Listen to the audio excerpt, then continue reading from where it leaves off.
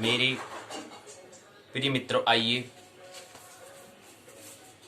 3 फरवरी 2021 भूमंच ज्योतिष पाठशाला बीजेपी स्वाध्याय दिवस 110 धन 34वें संस्कृत साहित्य के दूसरे दिवस में ज्योतिष पाठ के 34वें दिवस में आइए प्रवेश करें। सर्वप्रथम सूर्योदय 7 बजे 35 मिनट का समय हो चुका है। सबसे पहले सर्वप्रथम अभिवादन प्रणाम करें। 35 मिनट 1 बजने में 25 मिनट शेष रह चुके हैं। 1 बज रहा है, 1 बजना पूर्ण जो हम बात करेंगे 25 मिनट के बाद 1 बज जाएगा। तो प्रातः समय लोकल टाइम के आधार पर 35 मिनट हो चुके हैं।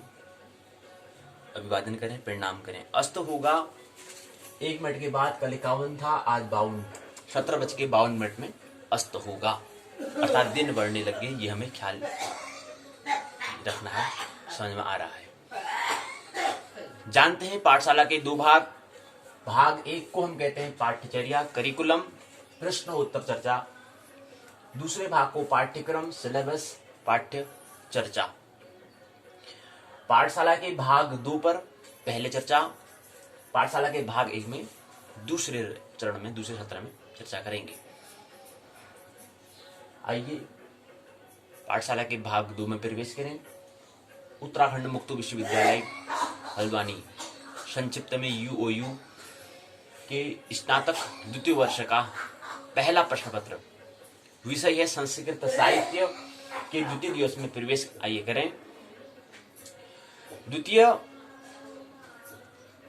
वर्ष का जो पहला प्रश्न पत्र संस्कृत साहित्य का, उसको व्यक्त करने का तरीका जो ढंग है SL 201 यानी कि कोड जो है, प्रश्न पत्र जो है, शीर्षक जो दिया है उस प्रश्न पत्र का कोड है SL संस्कृत लिटरेचर 201। दूसरे साल का पहला प्रश्न पत्र। उसका पद्य, उस पुस्तक का शीर्षक है पद्य गद्य व्याकरण। पद्य को समझेंगे, गद्य को समझेंगे और व्याकरण को समझेंगे। पहले खंड में 4 खंड हैं, 19 इकाई दी गई है इसमें। पहले खंड और दूसरे खंड में हम पद्य को समझेंगे, तीसरे खंड में हम गद्य को समझेंगे। अंतिम खंड जो जिसमें 6 इकाई दी गई है, 6 इकाई में व्याकरण को समझेंगे। खंड 1 के पद्य काव्य किरात अर्जुन्यम के सर्ग के अध्याय जो पहला चैप्टर है, उसमें प्रवेश हम कल हमने कर लिया था। उसके अंदर में पहली इकाई को हमने समझा। हमने कहा कि किरातार्जुनीयम जो ये काव्य है, काव्य नहीं महाकाव्य है। काव्य और महाकाव्य, काव्य में जो आगे श्रेष्ठ हो, उससे भी ज्यादा काव्य में जो ज्यादा, जिसमें ज्यादा गहराई से समझा गया हो, उसको हम कहते हैं महाकाव्य। तो कुछ ऐसा ही है महाकाव्य, इसको हम कह रहे हैं किरातार्जुनीयम। हमने कहा किरात और अर्जुन के बारे में यहाँ पर जिक्र है। 18 सर्ग इसमें दिए गए हैं। 18 सर्ग में से केवल 1 सर्ग पहले अध्याय को हमें समझना है। 18 अध्याय हैं, 18 चैप्टर हैं, उसमें से केवल हमें 18 चैप्टर हैं, उसमें से केवल 1 चैप्टर, 1 सर्ग को हमें समझना है। अब 18 सर्ग जो है वो अर्जुन यानी पांडवों को जब 12 वर्ष का वनवास, 1 वर्ष का अज्ञातवास, 13 वर्ष का जो वनवास मिलता है, तो वहीं बीच में अर्जुन और किरात मतलब शिव का दूसरे भेष में आना, किरात रूप में आना, उनसे फिर मुलाकात होना, उसके बारे में हमें चर्चा की बताई गई है। तो कल हम भारवी के बारे में समझने का, हम भारवी से परिचय होने का, हमने कल की पाठशाला में परिचय होने का प्रयास हमने किया। हमने कहा कि भारवी क्या है।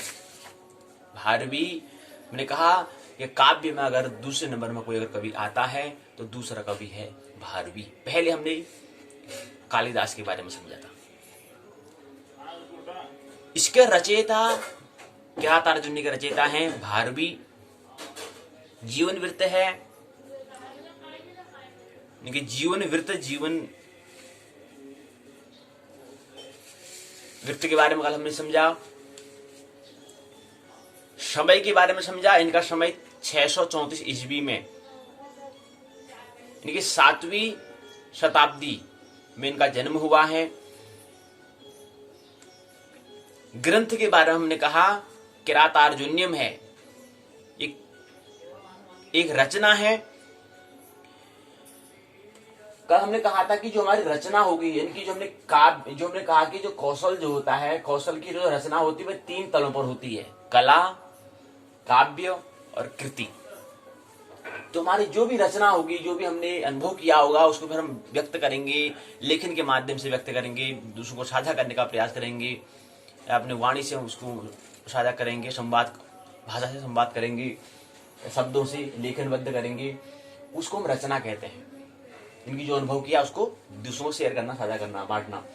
तो जो हमारा जो कौशल, जो हमारा स्किल है, उसको हमने जो हमने अनुभव किया, अनुभूति प्राप्त की, हमने समझ के आधार पर, अनुभूति के आधार पर, आचरण के आधार पर हमने अनुभव किया, उसको एक्सपीरियंस किया। अंडरस्टैंडिंग हमारा समझ पहले से थी, समझ टू सेंस पहले से था।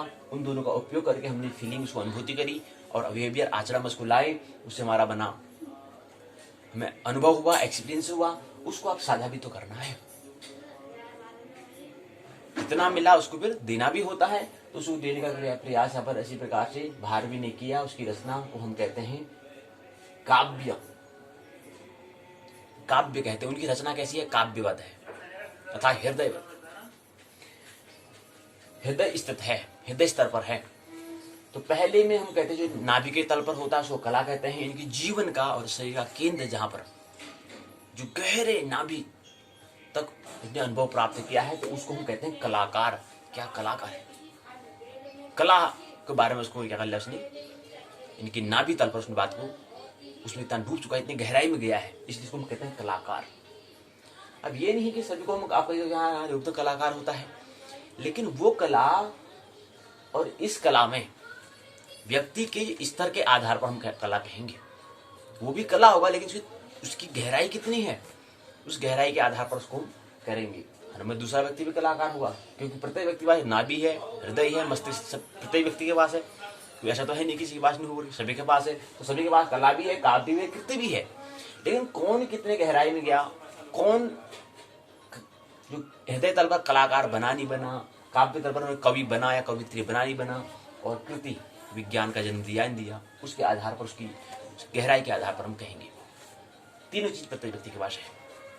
उसको निखार पाता है, उसमें गहराई में डुबकी लगाई लगाई, वो बात की बात है। तो ये रचना काव्य है।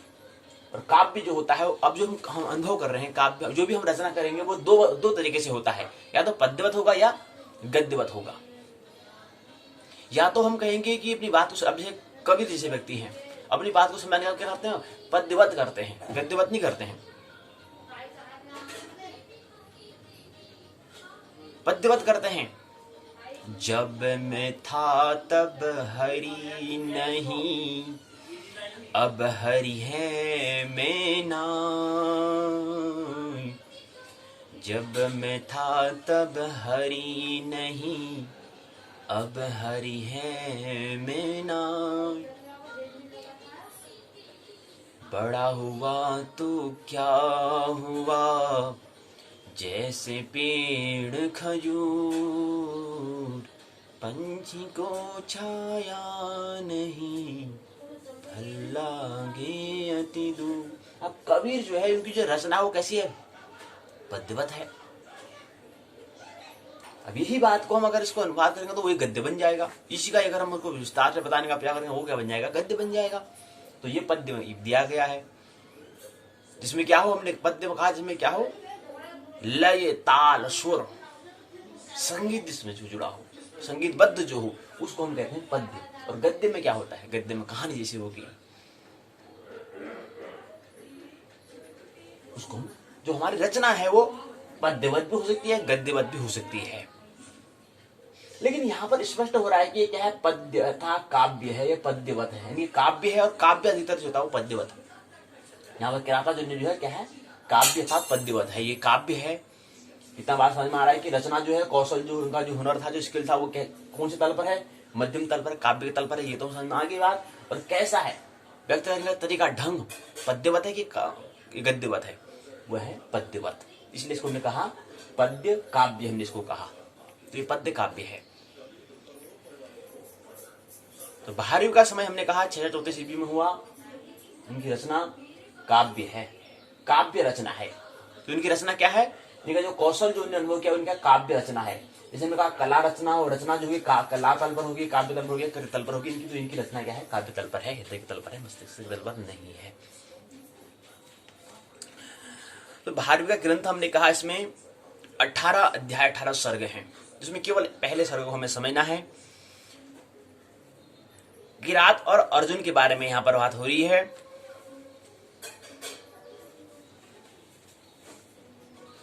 किरातः शिव, किरात जो है शिव का नाम है। किरातः च अर्जुनस्य किरातार्जुनो, द्वंद्व यहां पर समास हुआ है। अब समास क्या होता है जी, आने वाला तीसरा प्रसंग व्याकरण है, वहां पर समझेंगे। तावधिकृत्य कृत्यम काव्यम किरातार्जुन्यम द्वंद्वाच्छः से छः अर्थात ई प्रत्यय जुड़ा है।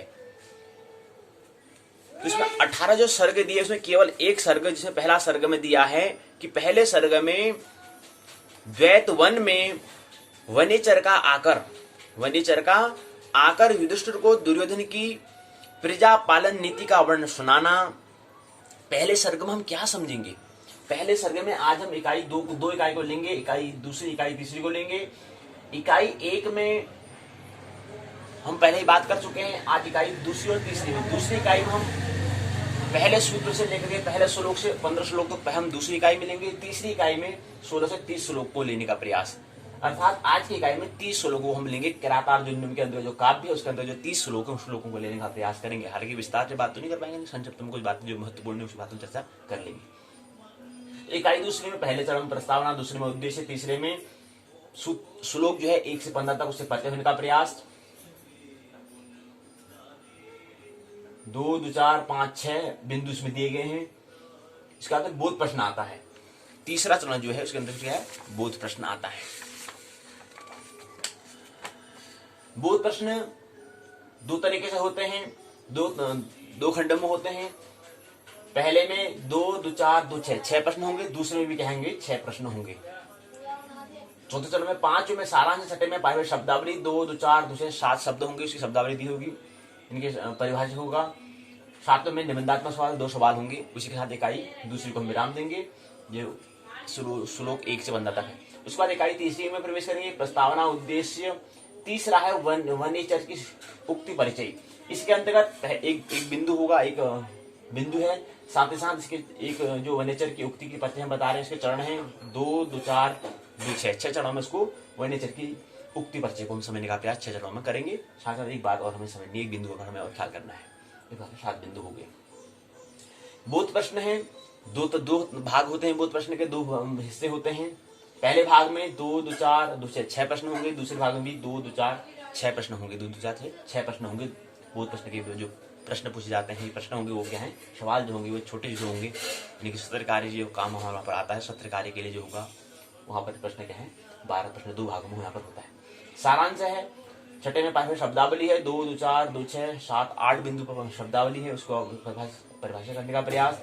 7वें चरण में निबंधात्मक सवाल, 3 निबंधात्मक सवाल होंगे। इसी के साथ हम इकाई तीसरे को भी विराम देंगे। इकाई तीसरे में श्लोक संख्या 16 से 30 तक हमें चर्चा करनी है। अब जो महत्वपूर्ण सूत्र है उसको हम चर्चा कर लेंगे। उससे पहले हम पहले इकाई जो हमने समझा उसको एक बार और हम समझ लें कि हम करने वाले क्या है। 18 सर्ग क्या है, 18 सर्ग में 18 अध्याय में जो पहला अध्याय सर्ग दिया उसमें क्या हम समझेंगे। इससे पहले हमें समझना होगा कि किरातार्जुनीय में जो 18 सर्ग हैं, 18 अध्याय हैं, उस 18 अध्याय में क्या दिया गया है, उस 18 अध्याय में क्या बताया गया है। पहले द्वैत वन में होता है वनेचर का आकर, जहां पर बताते हैं वनेचर की उक्ति परिचय हम बताएंगे यहाँ पर। तो वनेचर है, वनेचर का आकर युधिष्ठिर को दुर्योधन की प्रजा पालन नीति का वर्णन सुनाना, द्रौपदी का उत्तेजनापूर्ण भाषण, ये पहले अध्याय में पहले सर्ग में हम समझेंगे। तो ये बातों को हम समझेंगे। इन 30 सूत्र जो आज की इकाई जो दूसरी और तीसरी इकाई है, 15 जो श्लोक हम ले रहे हैं उनमें ये हम सर्ग 1 में, ये सर्ग 1 का हिस्सा है। दूसरा सर्ग युधिष्ठिर और भीम का वार्तालाप, भीम द्वारा द्रौपदी का समर्थन करते हुए पराक्रम की महत्ता दिखाना, युधिष्ठिर का प्रतिवाद, सहसा विदित न क्रियाम, व्यास का आगमन होता है। तो ये दूसरे अध्याय में हम ये समझेंगे। तीसरे अध्याय में व्यास द्वारा अर्जुन को शिव की आराधना करके पाशुतास्त्र प्राप्त करने का उपदेश देना, योग विधि का निरूपण करके व्यास का अंतर्धान होना, व्यास द्वारा प्रेषित यक्ष के साथ अर्जुन का प्रस्थान करना, ये सर्ग तीसरे अध्याय में। इंद्रकील, चौथे सर्ग में इंद्रकील पर्वत पर अर्जुन का पहुंचना, शरद ऋतु का मनोरम वर्णन करना कौन कर रहे हैं? भारवी कर रहे हैं, कवि जो हैं भारवी कर रहे हैं। सर्ग चौथा है। पांचवा हिमालय का वर्णन तथा यक्ष का अर्जुन को इंद्रिय संयम का उपदेश, पांचवें सर्ग में पांचवें। छठे में अर्जुन की तपस्या विघ्न डालने के लिए इंद्र द्वारा प्रेषित अप्सरा का आगमन, छठा सर्ग में। सातवां में गंधर्वों तथा अप्सराओं के विलासों का वर्णन, वन विहार पुष्प चयन, सातवें सर्ग में। आठवें में गंधर्वों और अप्सराओं की उद्यान, कीड़ा तथा जल कीड़ा का मोहक वर्णन, आठवें सर्ग में। नवें सर्ग में सायंकाल चंद्रोदय, मानभस दूती प्रेषण, सुरति तथा प्रभात का वर्णन, नवें सर्ग में। 10वें में अप्सराओं की चेष्टाएं, उनकी विफलता, 10वें सर्ग में। मुनि रूप में इंद्र का आगमन, इंद्रार्जुन संवाद, इंद्र का अर्जुन को शिवाराधना का उपदेश, 11वें सर्ग में। अर्जुन की तपस्याओं का शिव को प्रेरित करना, अर्जुन को देवताओं का कार्य साधक जानकर मुग नामक दानों का सूकर रूप में अर्जुन वध के लिए आगमन, किरात वेशधारी शिव का आगमन, ये भी क्या है? 12वीं सर्ग में है। 13वें में शूकर अर्थात मूक दानव पर शिव और अर्जुन दोनों का बाण प्रहार, दानव की मृत्यु, बाण के विषय में शिव के भेजे गए वनेचर की अर्जुन के प्रति उल्लाहना पूर्ण कथन, 13वें सर्ग में। 14वें में वनेचर के रूप में वर्णन, 15वें सर्ग में हम करेंगे। अर्जुन की उक्ति 13वें में। 14वें में वनेचर के लिए अर्जुन की उक्ति था किरात विषधारी शिव का युद्ध हेतु आना, 14वें सर्ग में। 15वें सर्ग में युद्ध का चित्रकाव्य के रूप में वर्णन होना, 15वें सर्ग में। 16वें में शिव और अर्जुन का अशस्त्र युद्ध, मल्ल युद्ध, ये होगा 16वें सर्ग में। 17वें में शिव और उनकी सेना के साथ अर्जुन का युद्ध, 17वें सर्ग में। 18वें सर्ग में बाहु युद्ध के बाद शिव का अपने मूल रूप में प्रकट होना, इंद्रादि का आगमन, अर्जुन को पाशुपतास्त्र की प्राप्ति, इंद्र आदि द्वारा भी अर्जुन को विविध अस्त्रों का प्रदान, अर्जुन का युधिष्ठिर के पास आगमन होना, ये सर्ग 18वें अंतिम सर्ग में ये यहाँ तक बातें की गई है। तो ये 18 सर्ग यहाँ पर किरातार्जुनीय में दिया गया है। इसमें केवल हमें फिलहाल एक ही सर्ग को समझना है। इसमें हमने पहली इकाई में तो हमने भारवी से परिचय होने का प्रयास किया, दूसरे इकाई में किरातार्जुनीय श्लोक संख्या 1 से 15, तीसरे इकाई में किरातार्जुनीय श्लोक संख्या 16 से 30 तक, चौथे इकाई में श्लोक संख्या 31 से 46 तक, पांचवें जो इकाई है उसमें प्रथम सर्ग की महत्वपूर्ण सूक्तियों की व्याख्या। ये 5 इकाई हमें किरातार्जुन प्रथम सर्ग पद्य काव्य नामक खंड 1 में ये समझना है। तो आइए, भारवी का साहित्य में विशिष्टता क्या है इसके बारे में बात हम कर रहे हैं। इसकी क्या विशिष्टता है, क्या अनोखा इसमें दिया गया है, इसको हमें क्यों महाकाव्य कहा, इसके बारे में बताने का प्रयास यहाँ पर किया गया है। उसको सिद्ध करना होता है कि महाकाव्य के रूप में किरातार्जुनीयम कैसे महाकाव्य कैसे है, इसके लक्षण हमें बताने पड़ेंगे। किरातार्जुनीयम का महाकाव्यवत तत्व क्या है उस तत्व को हमें बताना पड़ेगा, सिद्ध करना पड़ेगा। तो पहले इकाई में यही है। आइए दूसरी इकाई में श्लोक 1 से 15 तक इस बात को समझें। इकाई दूसरी है किरातार्जुनीयम श्लोक संख्या 1 से 15 तक। इकाई की रूपरेखा प्रस्तावना उद्देश्य किरातार्जुनीयम श्लोक संख्या 1 से 15 तक। इसके अंदर फिर काव्य और वनेचर के कथन का उपक्रम, वनेचर की उक्ति, दुर्योधन की नीति का वर्णन, सेवक आदि के प्रति व्यवहार, त्रिवर्ण का वर्णन, उपाय चतुष्टय का वर्णन, सारांश शब्दावली, बोध प्रश्न के उत्तर हैं, संदर्भ ग्रंथ सूची, अन्य उपयोगी पुस्तकें हैं, उपयोगी निबंधात्मक प्रश्न सवाल है। प्रस्तावना ये दिया है, वेद व्यास द्वारा रचित महाकाव्य महाभारत से संबंधित कथा कोई महाकाव्य के रूप में प्रस्तुत करना, वो भी संस्कृत साहित्य के बृहत्त्रयी के अंतर्गत स्थान पाना, उसमें भी सर्वश्रेष्ठ स्थान महाकवि भारवी की ज्ञान गरिमा को एक प्रतिष्ठित स्थान देता है। भारवी द्वारा रचित किरातार्जुनीयम महाभारत के वन पर्व के, अब ये बात का ख्याल रखें कि कहाँ से है। भारवी द्वारा जो रचित जो रचना जो है, जिसको हम कहते हैं किरातार्जुनीयम, महाभारत के वन पर्व के अर्जुनाभिगमन नामक खंड, उसी पर्व के किरात पर्व से ली गई है। तो ये प्रश्न आ सकता है कि किरातार्जुनीयम कहाँ से लिया गया है। तो ख्याल रहे कि महाभारत का एक खंड है, एक हिस्सा है, जहां पर में अर्जुनाभिगमन नामक खंड है। उस खंड के उसी पर्व के कैरात पर्व से लिया गया है। उस खंड के अंदर कुछ इकाई होंगी, वहां से ही लिया गया है। यद्यपि महाभारत की कथा का वर्णन ही यह महाकाव्य कराता है, परंतु कवि ने अपनी काव्य प्रतिभा से बहुत कुछ परिवर्तन, एक बहुत सी सामग्रियों को जोड़ने का सफल प्रयास किया। मूल कथा से कहीं भी अलग न हटते हुए अपनी श्रेष्ठता का प्रदर्शन किया है।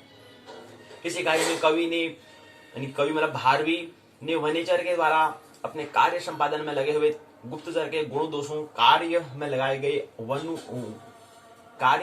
गए वस्तु स्थिति का ज्ञान प्राप्त कर राजा को अक्षरशः बताने का वर्णन किया गया है।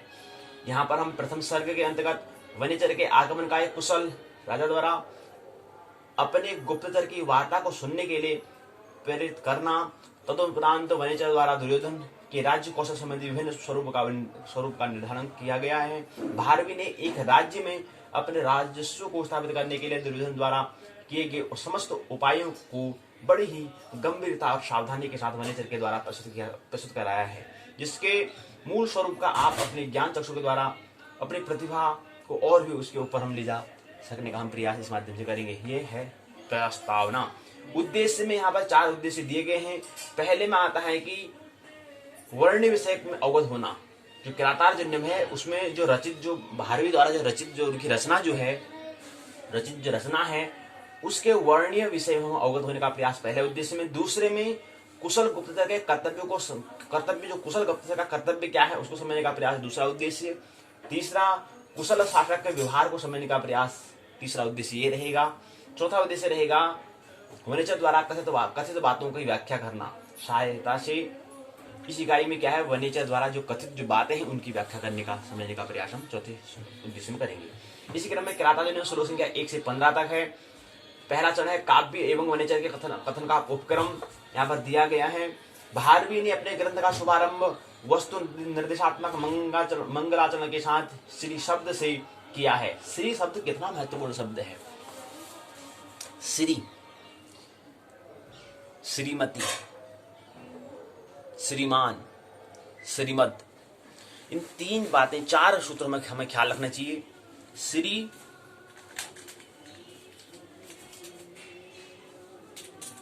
का हमने उपयोग किया है। श्रीमती, श्रीमान,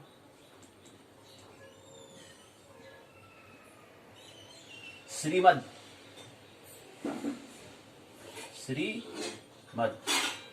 ये 4 बातें भी कही। तो उनने श्री की बात की है, अर्थात ये क्या है, प्रकृति के 3 गुण। इनकी ये जो है प्रकृति के 200 प्रकृति के 3 गुणों के प्रतीक है ये।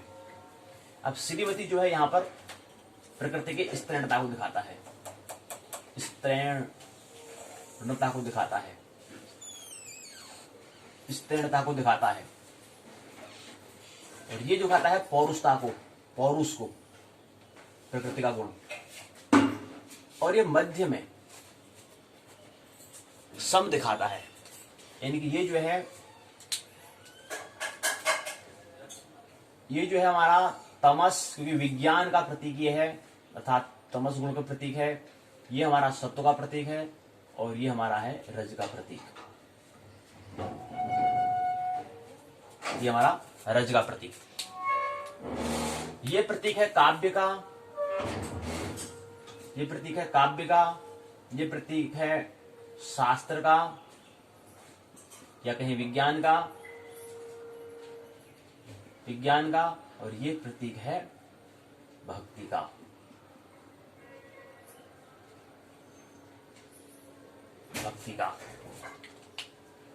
काव्य यहां से जो हृदय पूर्ण होगा, यहां से कवि का जन्म होता है, कवित्री का जन्म होता है।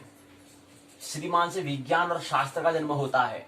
यानी कि तमस गुण जो होगा, प्रकृति के 3 गुण, और सत्व गुण से क्या आता है, भक्ति का जन्म होता है, भगवत्ता का जन्म होता है। ये प्रतीक हो सकते हैं शैतान के। हम कहते हैं शैतान जो है, शैतान यहां से आता है, तो शैतान भी यही है, और इंसान भी यही है, और भगवान भी यही है। इंसान, शैतान और भगवान, ये 3 गुण होते हैं। अब बात उनने करी है श्री का, उनने उपयोग किया है, यानी कि श्री मतलब ये इस श्री में ही अगर हम मति को जोड़ देते हैं, इस श्री में अगर मान को जोड़ देते हैं, तो वो मान जो है पौरुषता के, प्रकृति के पौरुषता को, और उसी में अगर मति को जोड़ते हैं तो उसकी स्थिरता को दिखाता है श्री में। और श्री का मतलब होता है एक हमारा केंद्र, एक प्रकाशमान, एक ज्योति। कहते ना आपकी श्री, आपका यश मान जो है वो किसके मान है, वो आपके अंदर जो केंद्र में जो है, जो तत्व जो है आपका, जो सत्व गुण जो प्रधान है, जो आपका भगवान जो आपको बनाता है, वो जो है वो आपका श्री, अगर आपका क्या हो जाएगा, श्री से श्रीविहीन हो जाओगे। तो श्री मतलब जो आपके अंदर जो जो जो जो आपका गुण जो है, जो आपका टैलेंट है, जो आपका हुनर, जो आपका कौशल जो आपको भगवान तक बनाता है, वो आपका, उसकी वो बात कर रहे हैं।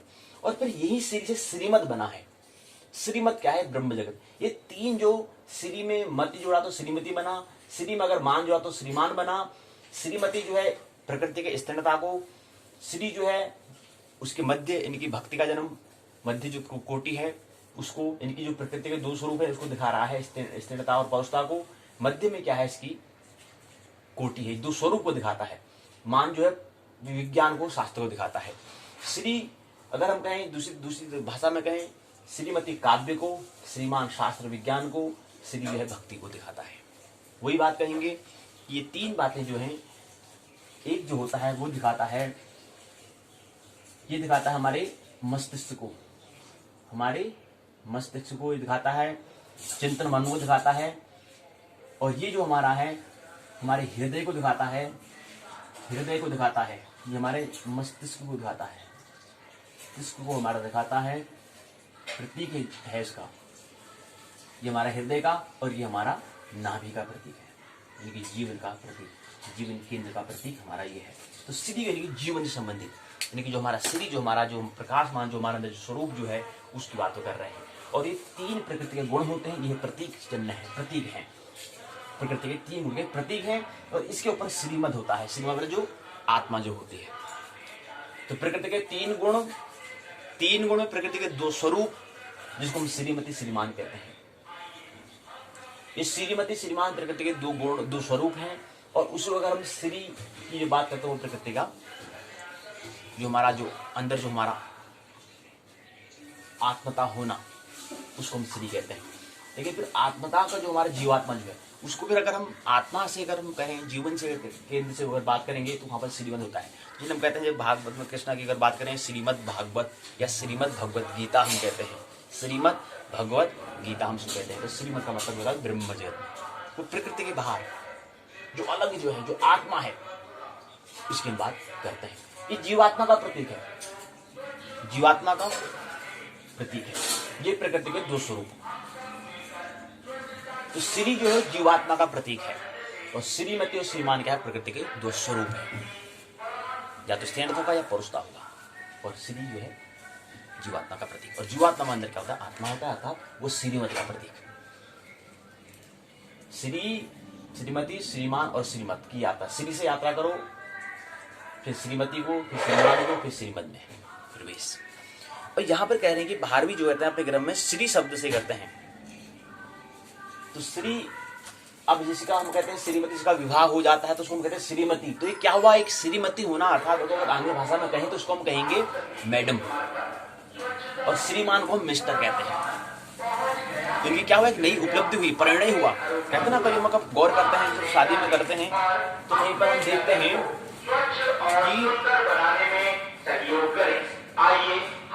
कि यहाँ पर होता है बीच में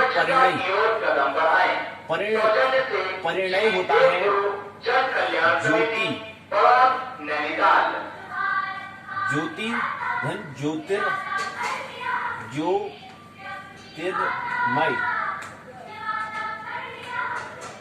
इनकी जो ज्योति है और ज्योतिर्मय जो है उनका परिणय हो रहा है, कुछ परिवर्तन हो रहा है, कुछ रूपांतरण हो रहा है, कुछ उपलब्धि हो रही है, कुछ अचीवमेंट हो रही है, इसलिए बीच में परिणय हम कहते हैं।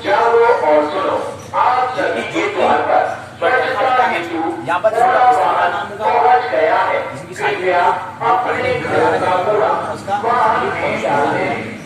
होगा पुरुष का, उनका क्या हो रहा है, उनका परिणय हो रहा है, मतलब कुछ रूपांतर उन दोनों में हो रहा है, कुछ उपलब्धि ये दो कर रहे हैं, इसके पीछे परिणय करते हैं, कुछ परिणय हो रहा है, कुछ परिणाम कहते हैं ना, परिवर्तन होना, कुछ इन दोनों में क्या है, परिणय हो रहा है, कुछ रूपांतरण हो रहा है, कुछ परिवर्तन हो रहा है, इसलिए उसको विवाह में एक महोत्सव कहते हैं। विवाह कुछ रूप में बनाते हैं तो परिणय हो रहा है दोनों का, क्या हो रहे हैं, एक कुछ उपलब्धि हो दो कर रहे हैं, स्त्री या पुरुष या ज्योति या ज्योतिर्मय, ज्योतिर्मय, ज्योति और ज्योतिर्मय, ज्योति और ज्योति परिणय मतलब ज्योतिर्गमय की ओर यात्रा हो रही, प्रकाशमान की ओर यात्रा हो रही है। कुछ इनके क्या श्री, जो पहले श्री थे अब श्रीमती हो गई, श्रीमान हो गए, कुछ उन्होंने और आगे बढ़ा तो कर लिया उनने, तो आगे श्रीमत में जाना है, तो परिणय होता मतलब कुछ परिवर्तन होना।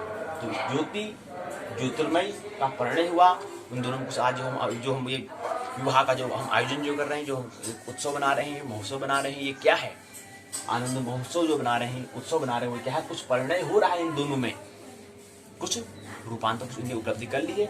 अब जैसे ही इनका परिणय होगा तो इनके आगे से आप क्या नाम कहेंगे, श्रीमती या श्रीमान। ज्योति वाले जो स्त्री हैं उसको श्रीमती कहेंगे और जो पुरुष है उसको श्रीमान कहेंगे। तो आज से इनका नाम क्या हो जाएगा, आगे से श्रीमान श्रीमती लग जाएगा। और श्री का मतलब होता है कि हमने कहा कि जीवात्मा का जो हमारा आत्म तत्व होना, उसका प्रतीक श्री है। और वैसे हमने कहा प्रतीक की बात करें तो ये सत्व गुण प्रधान, रज गुण प्रधान और तम गुण प्रधान को भी दिखाता है। और श्रीमत जो से बाहर है, ब्रह्म जगत में जो हमारी आत्मा, जो हमारा होना है, जो ब्रह्म होना है, उसको श्रीमत कहते हैं। तो श्री का शब्द यहाँ पर निकली, इनकी एक तरह से मूल ने इशारा जो किया है वो जीवात्मा के प्रतीक यहाँ पर कर रहे हैं। श्री शब्द मंगल का सूचक होता है। अभी बताते हैं, काव्य को सुखांत तक पहुंचाने के लिए किया जाता है।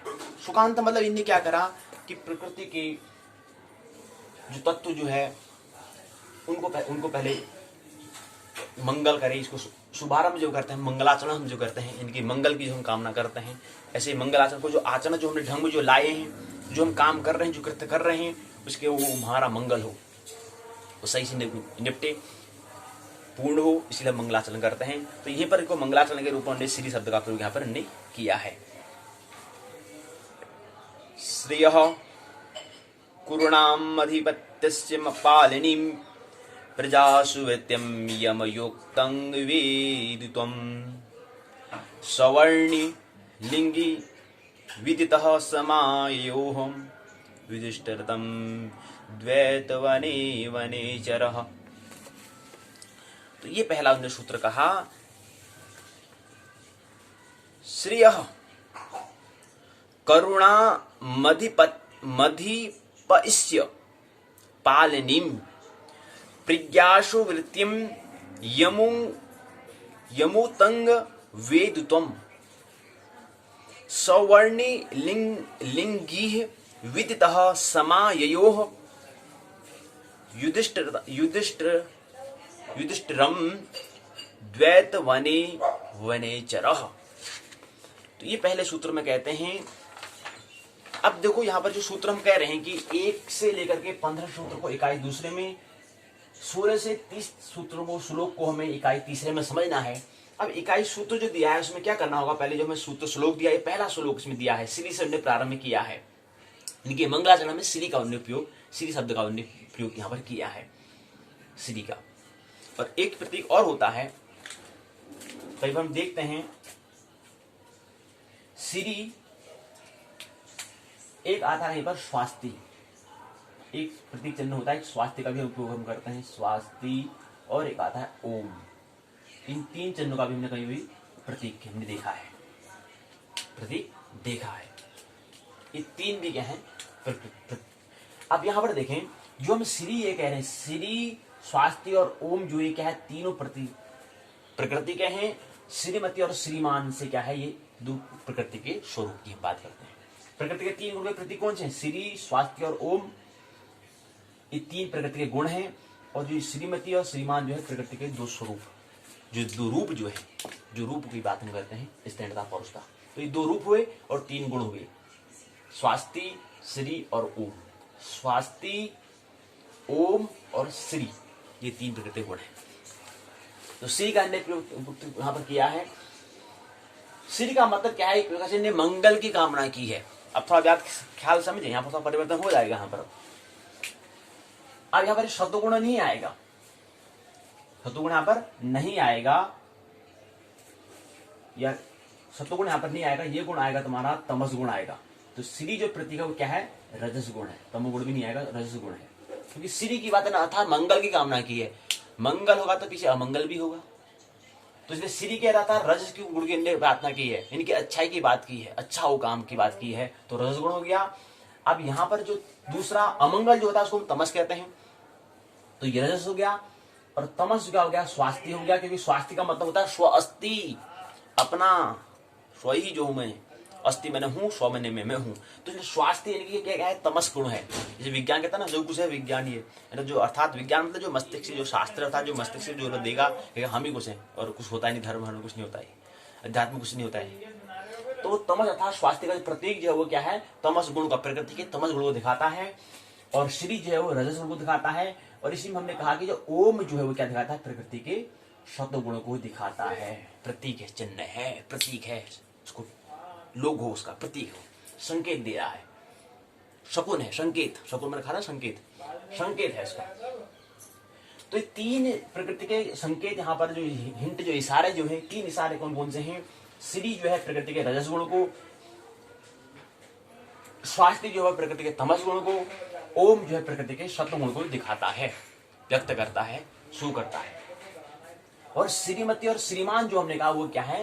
प्रकृति के दो रूप हैं। अब हमने श्री में ही कहा, इनकी रजस गुण जो है उसमें अगर हमने मति को जोड़ा और मान को जोड़ा, अब मति का मतलब होता है थोड़ा, और मान का मतलब थोड़ा होता है, समझे?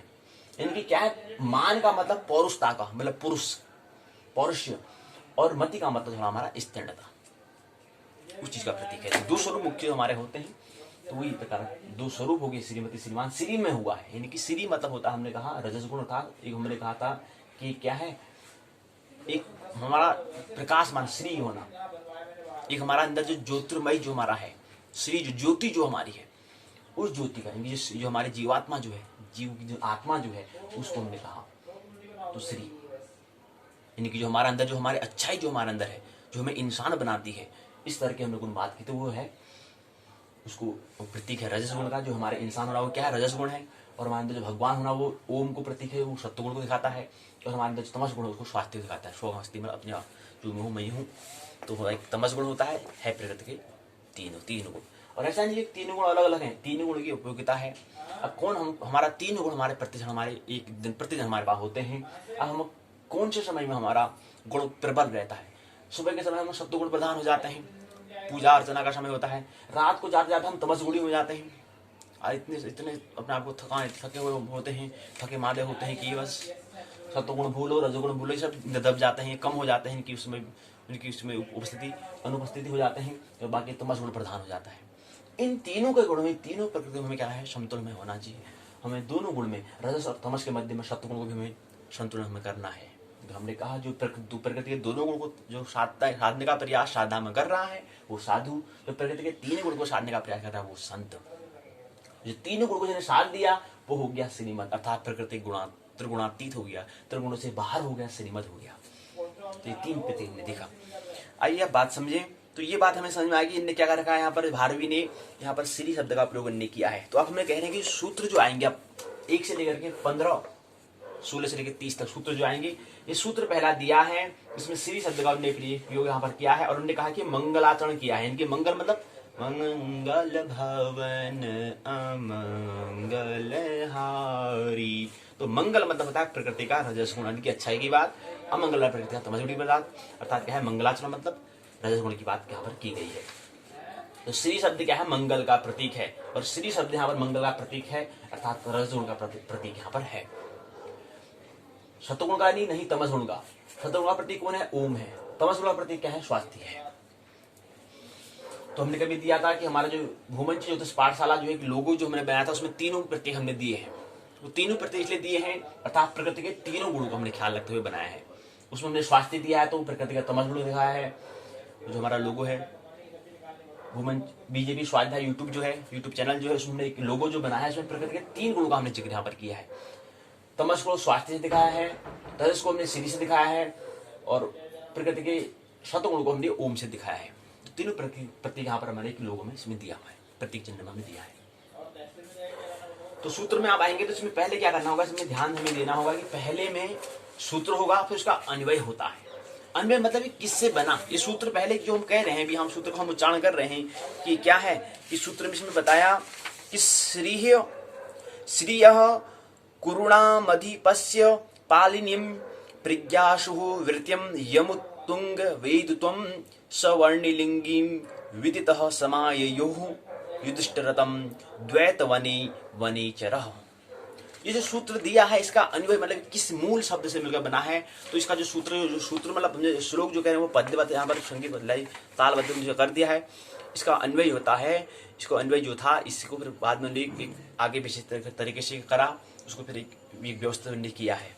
जबकि पहले क्या था, कुरुणाम अधिपश्य श्रीह पालिनीं प्रज्ञाशु वृत्तिम वेदित्वं यम वनेचरम युधिष्ठिरः अयुक्तंगः वर्णिलिंगिः सवनेचरः विदितः द्वैतवने युधिष्ठिरं समाययौ।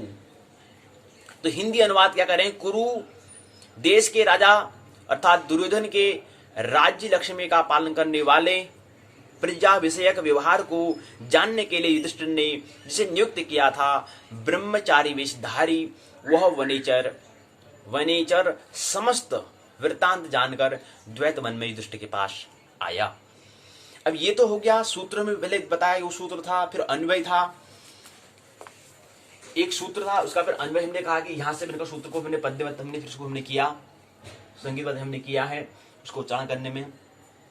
फिर दूसरा आता है हिंदी अनुवाद। फिर इसका अनुवाद जो उसका मतलब क्या है हिंदी में, वो तो संस्कृत शब्द में है लेकिन उसका हिंदी में मतलब क्या होता है। हिंदी में होता है कि ये बता रहे हैं कि ये अनुवाद हो गया उसका अनुवाद मतलब रूपांतरण उसका।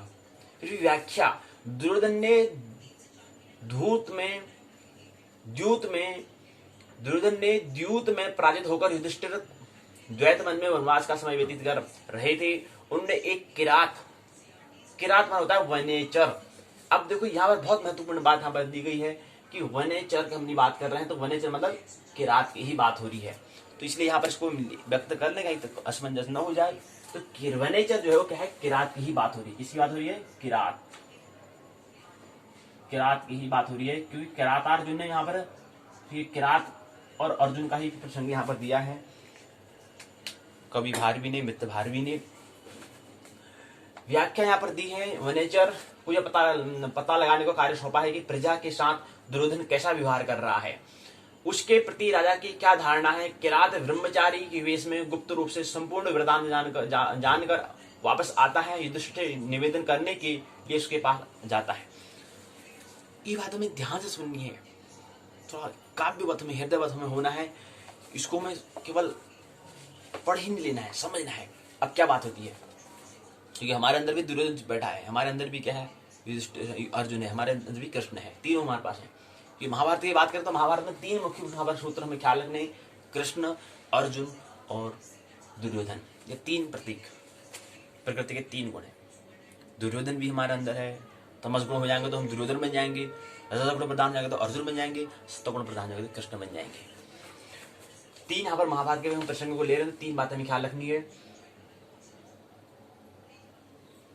टिप्पणी, आज यहाँ पर तीसरा अगला प्रकरण आता है टिप्पणी। इस श्लोक में चतुर्थ चरण में वनेचर में छी का अनुप्रास अलंकार है, यानी कौन सा अलंकार है। टिप्पणी का मतलब होता है कि कौन सा अलंकार है इसमें, कौन सा छंद इसमें। दूसरा बात, पहली बात तो हमें समझना है कि कौन सा इसमें अलंकार होता है, दूसरा कौन सा इसमें छंद होता है, तीसरा इसमें कौन सा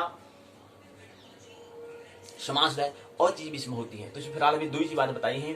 किसमें बताया, छी का अनुप्रास अलंकार है, वंशस्थ छंद यहाँ पर दिया है। वंशस्थ छंद का लक्षण क्या होता है, ढंग क्या होता है। सूत्र हमने कहा था, स्नातक प्रथम वर्ष हमने पढ़ा था, जतहु तु वंशस्थ मुदी रितम जरऊ। ये क्या है इसका, जतऊ जरऊ, ये गुण क्या है, जतऊ जरऊ ये क्या है, वंशस्थ जो छंद है उसका लक्षण होता है, उसका ढंग होता है। जिस छंद के प्रत्येक चरण में क्या होता है, आप जतऊ जरऊ हम कह रहे हैं, इसका मतलब क्या होता है, जतऊ जरऊ का मतलब होता है जिसमें जगण हो, और तो का मतलब होता है तगुण हो, फिर ज का मतलब जगुण हो, फिर र का मतलब रगुण हो, तो उसको वंशस्थ कहते हैं। वंशस्थ छंद का ये लक्षण होता है, ढंग होता है। तो जतऊ जरऊ सूत्र होता है। जो मन हो गया जगण, तो मन हो गया तऊ, मन हो गया तगण, और जो मन हो गया जगण, रऊ मन हो गया रगण। शब्द रचना यहाँ पर दी है कि शब्द की हम रचना जैसे करें, यहाँ पर लिखा है कुरुनाम लिखा है, कुरुनाम। कुरुनाम मतलब कुरु शब्द मतलब होता है कुरु देश का वाचक हो, वहां पर है। वेदितुम मतलब होता है वेदितुम, जो हमने कहा इसमें दो बातें यहाँ पर से मिलकर बना हुआ है, विद्धंतुमुम।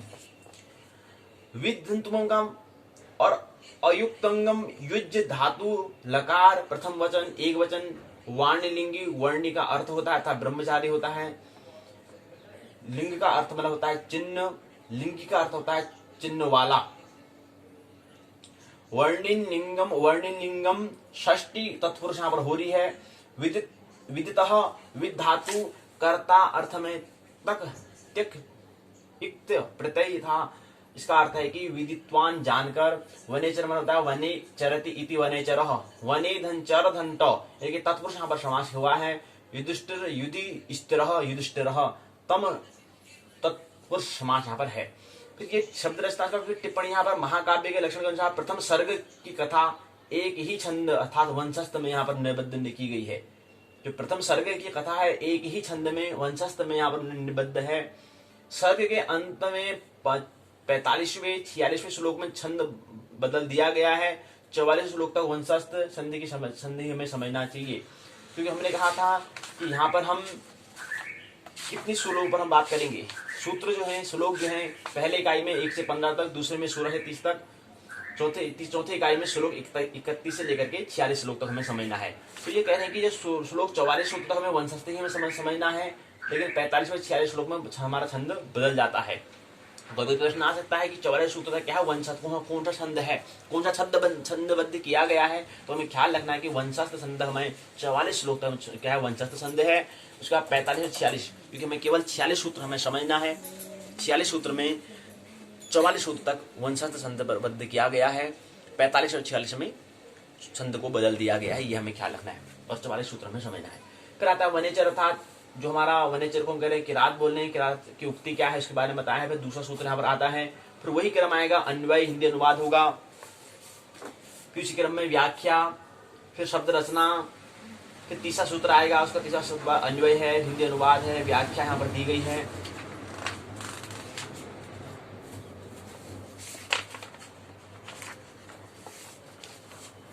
शब्द रचना, फिर चौथा सूत्र, फिर अन्वय हिंदी अनुवाद व्याख्या, फिर शब्द रचना यहाँ पर दी गई है। फिर पांचवा सूत्र है, सूत्र में अन्वय आता है, हिंदी अनुवाद आता है, व्याख्या आती है, शब्द रचना हो गया। फिर दुर्योधन की नीति का वर्णन यहाँ पर दिया है। फिर अगला सूत्र इसमें बताया है कि दुर्योधन की नीति का वर्णन वहाँ पर बता रहे हैं, किरात जो बता रहे हैं, किरात को जो भेजा था, वनेचर को जो भेजा है वो बता रहे हैं। छठे सूत्र में फिर अन्वय हिंदी अनुवाद व्याख्या शब्द रचना। इसका सातवां सूत्र में अन्वय हिंदी अनुवाद व्याख्या शब्द रचना होगी। फिर क्रम में आठवां सूत्र आता है, उसका अन्वय हो गया, हिंदी अनुवाद हो गया, व्याख्या हो गया, शब्द रचना होगी कि शब्द की रचना कैसे हुई है, इसमें जो शब्द प्रयोग हमने किए हैं तो कैसे किन चीजों में मिलकर बने हुए हैं। फिर इस क्रम में नौवां सूत्र है, नौवां सूत्र में अन्वय अनुवाद व्याख्या शब्द रचना टिप्पणी। फिर यहाँ पर इसी क्रम में बहुत प्रश्न पूछे गए हैं। छोटा प्रश्न पूछा है कि श्रीय शब्द का अर्थ होता है, क्या होता है, सरस्वती होता है, लक्ष्मी होता है, दुर्गा होता है, वाग्देवी, क्या होता है श्रीय में, श्री का मतलब होता है लक्ष्मी। दूसरा आता है युधिष्ठिर के समक्ष गुप्त बातें बताना, श्री का मतलब होता है लक्ष्मी। अब जो प्रश्न यहाँ पर पूछे इसका यहाँ पर पीछे उसका उत्तर भी यहाँ पर दिया गया है। पहला जो है दूसरा है अर्थात लक्ष्मी होता है, श्री यहाँ पर श्री विहीन हो जाएगा, मतलब आप लक्ष्मी से अर्थात आपका जो ज्योति जो आपके अंदर जो आपने उपलब्धि की है वो आपसे आप विहीन हो जाओगे। तो यहाँ प्रतीक हम लक्ष्मी कहते हैं। लक्ष्मी इसलिए कहते हैं क्योंकि हम थोड़ा पैसे में ज्यादा हम जोर देते हैं, इसलिए श्री लक्ष्मी उन्हें रुपये की प्रतीक है। जो रुपये कमाने में इतनी मेहनत करते हैं और वही चले जाए तो कितना हम निराशा होगी, इसलिए यहाँ पर श्री का शब्द श्री का मतलब यहाँ पर लक्ष्मी से प्रतीक दिया है। तो ऐसी जीवन में हमारे फिर आगे हमारे जो हमने उपलब्धि की है, जो हमारा मान प्रतिष्ठा पद प्रतिष्ठा है, उसमें भी उसको भी हम श्री के अंतर्गत ही रखते हैं। लेकिन श्री का मतलब प्रतीक यहाँ पर सरस्वती दुर्गा वाग्देवी नहीं है, लक्ष्मी मतलब वो विष्णु की पत्नी हम लक्ष्मी कहते हैं, वो भी प्रतीक है, ठीक है। लेकिन अभी यहाँ पर लक्ष्मी पैसे भी प्रतीक हम कहते हैं। दूसरा प्रश्न है, युधिष्ठिर के समक्ष गुप्त बातें बताना, दुर्योधन, नारद, अर्जुन, वनेचर। युधिष्ठिर के समक्ष गुप्त बातें बताता है, कौन बताता है, इसमें पूछा है। फिर तीसरा प्रश्न है, युधिष्ठिर के दूत का नाम रिक्त स्थान है। फिर दूसरा है, हितकारी और मध्य में रिक्त स्थान है, वचनम दुर्लभम। सही गलत का बताना है। दुर्योधन का मित्र वनेचर है। राजाओं और मंत्रियों के अनुकूल रहने पर सभी संपत्तियां अनुराग करती हैं। ये प्रश्न यहाँ पर 6 प्रश्न यहाँ पर पूछे गए हैं। तो ये 6 प्रश्नों को हमें अगली कड़ी में देख लेंगे। अगले दूसरा जो सेमीफाइनल मैच होगा उसमें हम देख लेंगे। जो प्रतिदिन पाठशाला होगी उसमें इनको प्रश्नों को देख लेंगे। क्योंकि अगली जो हमारा दूसरा राउंड जो होगा 25 दिन का, उसमें हम प्रश्नों को ही लेंगे, प्रश्नों को लेंगे। उसके बाद फिर हम क्या करेंगे। अभी तो केवल देख रहे हैं कि पाठ्यक्रम पाठ में क्या चीज़ है, क्या देखें, क्या क्या चीज़ें हमें पढ़ना है। दूसरा में आता है सेवक आदि के प्रति व्यवहार, 10वें सूत्र में बताया है। फिर वही अन्वय होता है, हिंदी अनुवाद है, व्याख्या है, शब्द रचना होगी। फिर अगले में आता है त्रिवर्ग वर्णन, इसमें 11 सूत्र में बताया गया है। अन्वय के बारे में, अनुवाद के बारे में बताया है। फिर इसी क्रम में अगला क्रम में व्याख्या इसकी बताई गई है, सूत्र 11वें की शब्द रचना के बारे में बताया है कि इसमें जो श्लोक में जो शब्द दिया है, जैसे शब्द दिया है अशक्तम, न शक्तम, अशक्तम, न्यंग तत्पुरुष, न्य तत्पुरुष, अशक्तः यथा स्था तत् तथा क्रिया विशेषण, न्य संज त्यक्त सम पक्षपातयाः पक्षपातः पक्षपातः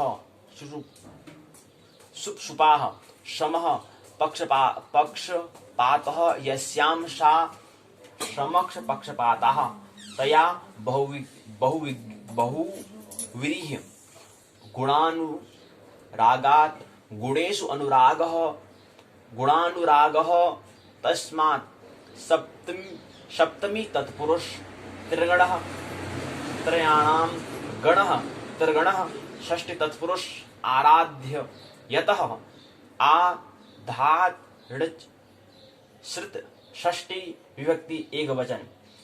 अब क्या षष्ठी विभक्ति क्या चीज होती है, इसको व्याकरण जो प्रश्न यहाँ पर दिया है वहां पर हम समझेंगे। जितनी भी चीज बातें हमें व्याकरण में समझ में नहीं आ रही है, अब ये बताया कि यहाँ पर विभक्ति होती है। विभक्ति हालांकि प्रथम वर्ष में हमने पढ़ा था, तो उसको अगर और समझना होगा तो उसको वहां पर और देख लेंगे। तो विभक्ति के बारे में बता रहे हैं, षष्ठी विभक्ति होती है। फिर आता है वान, यानी कि ई धन लिट धन वस्तु, प्रथमा एक वचन है। फिर आता है उपाय, अगला चरण में आता है उपाय चतुष्ट का वर्णन यहाँ पर दिया है। अगले सूत्र में शाम दाम दंड भेद, वो हम उपाय को चतुष्ट हम कहते हैं। तो उपाय चतुष्ट मतलब क्या होता है, समझाना, फिर दाम देना, फिर दंड देना, फिर भेद ही करते हैं। शाम दाम दंड भेद देने का क्या, फिर उसे छुटकारा ही करना, फिर बातचीत ही नहीं करना। पहले समझाना, फिर अगर समझ में बात नहीं आए तो उसको फिर बहला के फुसला के समझाना, फिर दंड देकर, दंड से नहीं आकर फिर उससे छुटकारा ही पालो, फिर उसकी बात ही मत करो। तो 3 को हम क्या कहते हैं, उपाय चतुष्टि हम कहते हैं। ये 12वें सूत्र में दिया है, इसका अन्वय हिंदी अनुवाद व्याख्या यहाँ पर की गई है। शब्द अलंकार हो गया, फिर 13वें सूत्र में वही अन्वय हिंदी अनुवाद व्याख्या शब्द रचना दी है। फिर 14वें सूत्र में यहाँ पर बताया है, वही 14वें सूत्र का सूत्र है। अब सूत्र क्या है उसमें हम बात कर, सब इतना समय है नहीं की बात कर लें। अन्वय हिंदी अनुवाद व्याख्या शब्द रचना 15वां है, इसमें 15वें सूत्र में फिर सूत्र दिया है। अन्वय हो गया, हिंदी अनुवाद व्याख्या हो गया, शब्द रचना हो गई। फिर बहुत प्रश्न फिर पूछे, दूसरा भाग आ गया। तो पूछा है कि पुरुषार्थ चतुष्टयम में नहीं आता है, धर्म अर्थ काम और मोक्ष। अब पूछा है कि पुरुषार्थ चतुष्टयम में नहीं आता है, पुरुषार्थ में 4 नहीं आते हैं। अब यहाँ पुरुषार्थ में पूछा है कि धर्म अर्थ काम मोक्ष यहाँ पर होना चाहिए, लेकिन यहाँ पर दंड लिखा है तो दंड नहीं आता है। प्रश्न नहीं, यानी कि नेगेटिव पूछा गया है, यानी कि नकारात्मक पूछा है कि पुरुषार्थ सिस्टम में नहीं आता है। यानी कि अब नहीं आता का मतलब क्या है, पुरुषार्थ में आता क्या चीज है। फिर पुरुषार्थ में आता है धर्म अर्थ काम और मोक्ष आता है। मोक्ष का जिक्र नहीं किया, तो इसका मतलब क्या है कि पुरुषार्थ में तो ये चीज 4 आती हैं, तो स्वतः ही समझ में आएगा कि नहीं कौन जाएगा, दंड नहीं आएगा।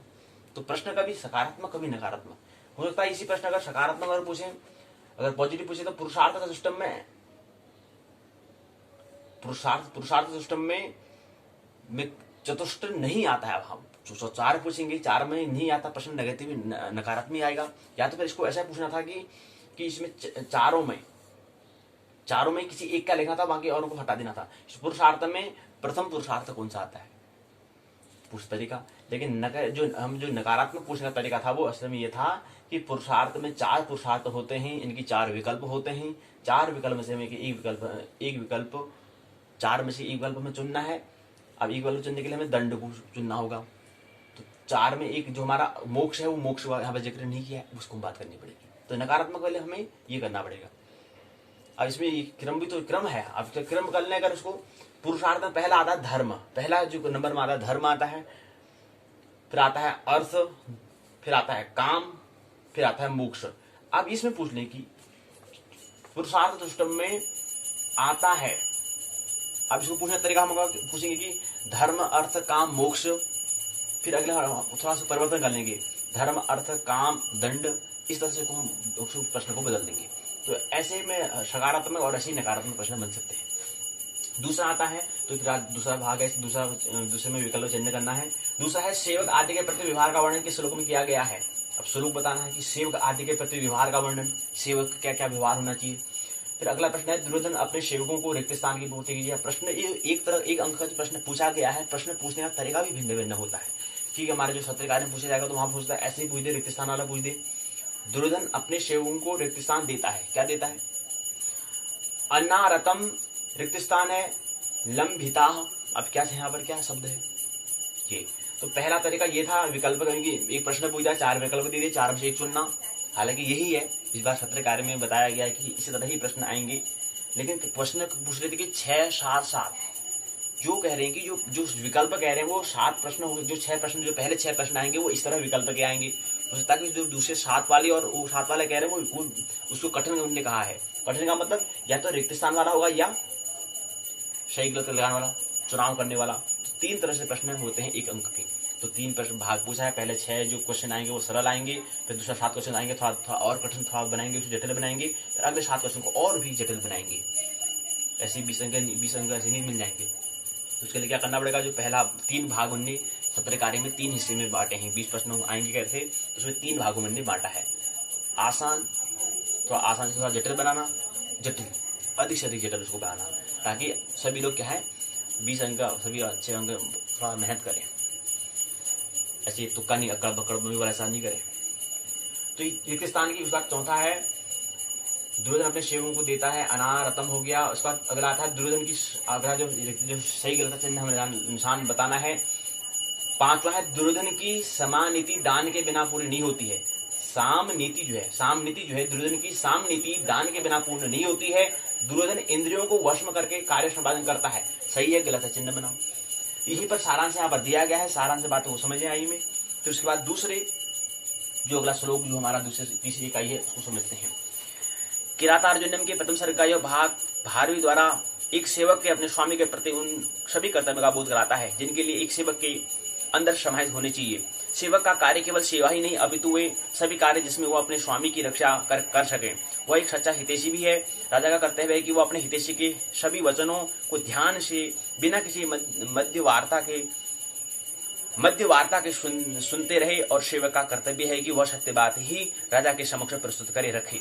इस इकाई के माध्यम से किरातार्जुन में वर्णित युधिष्ठिर तथा वनेचर अर्थात जो कह रहे हैं कि किरात जो है, वनेचर हम जो कह रहे हैं किरात के मध्य वार्ता को बड़े ही सरल तरीके से हमने समझाने का प्रयास यहाँ पर किया, साझा रखने का प्रयास हमने किया। तो इस इकाई में यही बात यहाँ पर दी गई है। अब शब्दावली यहाँ पर बात अगला है। शब्दावली में वसी दिया है, जितेंद्रिय हो गया, हितैषणी हो गया, हित चाहने वाला, अनुजीवी सेवकों द्वारा, निसंग दुर्बोधन, स्वाभाविक रूप से जानने में कठिन हो, अन्य मन नीति से, असक्त मन अनासक्त भाव से, क्रियापवर्गेषु मतलब कार्य संपन्न होने पर। तो ये शब्दावली होगी। बहुत प्रश्न आगे भी उत्तर यहाँ पर दिए गए हैं। संदर्भ ग्रंथ सूची अन्य उपयोगी ग्रंथ है, इसको और उसको और अच्छा समझ सकते हैं। निबंधात्मक प्रश्न पूछे हैं आप, 2 तरह से प्रश्न होंगे, छोटे और बड़ा, 7 अंक का और 15 अंक का। तो पहला है वनेचर के उक्तियों की समीक्षा कीजिए। पहला छोटा प्रश्न, दुर्योधन के राज्य में संबंधित नीतियों की व्याख्या कीजिए। 2 प्रश्न है, अब इनको हमें छोटा और बड़ा, लघु और दीर्घ में इन प्रश्नों का करना है। वो अगली कड़ी में, अगले हम दूसरे राउंड में सेमीफाइनल मैच में उसको हम ऐसे प्रश्न को लेंगे, छोटे वाले प्रश्न और बड़े वाले प्रश्न को लेंगे अगले राउंड में। आइए इकाई तीसरे में किरातार्जुनीय श्लोक संख्या 16 से 30 तक प्रवेश करें। इकाई की रूपरेखा, प्रस्तावना, उद्देश्य, वनेचर की यानी कि जो हमारा किरात है उसकी उक्तियां, धन संपत्ति, कृषि और प्रजा सुख का वर्णन, योद्धागण और गुप्तचर का वर्णन, मित्रता और धार्मिकता वर्णन, वनेचर का प्रस्थान, युधिष्ठिर का आगमन, द्रौपदी के कथन का उपक्रम, द्रौपदी की उक्तियां, सारांश, शब्दावली, बोध प्रश्न का उत्तर, संदर्भ, ग्रंथ सूची, इसको और उसको अच्छा हम कर सकते हैं। वो ग्रंथ की सूची दी होगी, वहां से इसको और भी अच्छा तैयार कर सकते हैं। अन्य उपयोगी पाठ्य पुस्तकें हैं, वहां से भी इसको पढ़ सकते हैं और अच्छे से तैयार कर सकते हैं। निबंधात्मक प्रश्न होंगे और निबंधात्मक 3 प्रश्न यहाँ पर पूछेंगे। उसी के साथ हम इकाई तीसरे को विराम देंगे और पाठशाला के भाग 2 को भी विराम देंगे। पाठशाला के भाग की ओर हम की ओर यात्रा करेंगे। प्रस्तावना है। प्रस्तावना में बताया है कि सुंदर छाया की भांति भारवी की प्रतिभा, सुंदर छाया की भांति भारवी की प्रतिभा जिससे अधिक हो गई, ऐसे छत सदृश भारवी की वंशस्थ संध की विचित्र। हमने कहा कि वंशस्थ संध का ही प्रयोग 44 सूत्र तक किया है। 45-46 सूत्र में हमें 2 सूत्र में संध बदल जाता है, लेकिन 44 जो श्लोक जो दिए गए उसमें वंशस्थ संध, वंशस्थ जतौ जतौ जतौ जरो, ठीक है। ये 4 वंशस्थ संध का लक्षण होता है, वंशस्थ संध का लक्षण है। विचित्रता अवर्णीय और अलौकिक है।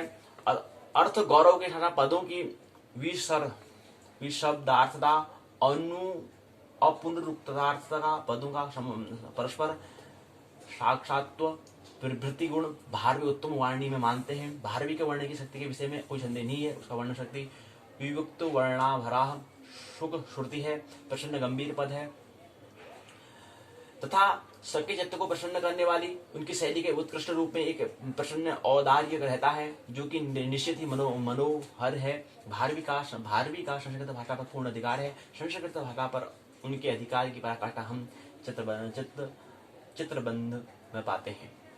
चित्रबंध निर्बंध यदि एक काव्य की दृष्टि से उत्तम नहीं कहा जा सकता, दूसरी ओर यह भारवी का संस्कृत भाषा पर पूर्ण अधिकार व्यक्त करता है। भारवी अपने समय के प्रति निधि कवि, उनकी शैली उदात्त है तथा वीर रस के सर्वार्थ अनुरूप है। भारवी राजनीति के विषम घटना चक्र के वर्णन में पूर्ण रूप से सफल भी दिखते हैं। वही उन्होंने अपने ग्रंथ की सूक्तियों पर एक विशाल स्वरूप भी खड़ा किया है। अपने विषय पर पकड़ कवि तत्व चातुर्य का बड़े ही सुंदर तरीके से उन्होंने प्रस्तुत यहाँ पर किया है। यहीं पर हमने समझाने का प्रयास इस इकाई में करेंगे। उद्देश्य 4 होंगे। पहले में दुर्योधन के प्रजा उनके सुख आदि के बारे में अवगत कराते हैं। द्रौपदी द्वारा युधिष्ठिर के समक्ष स्त्री रूप की स्थापना के बारे में, भारवी के लेखन क्षमता के बारे में संबंधित कुछ प्रश्न होंगे, उनको उत्तर कुशलता देने का प्रयास है। 4 उद्देश्य यहाँ पर होंगे। वनेचर अर्थात जो किरात है उसकी उक्तियों के बारे में बताया है।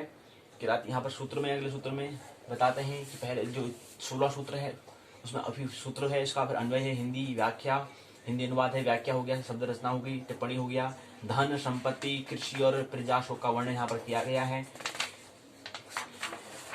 फिर अगले सूत्र में प्रवेश करते हैं। 17वें सूत्र में वही अन्वय, हिंदी अनुवाद, व्याख्या, टिप्पणी, शब्द रचना। फिर 18वें सूत्र में अन्वय, हिंदी अनुवाद, व्याख्या, शब्द रचना। फिर योद्धा गण और गुप्तचर का वर्णन यहाँ पर इस सूत्र अगले सूत्र में करते हैं। 19वें सूत्र में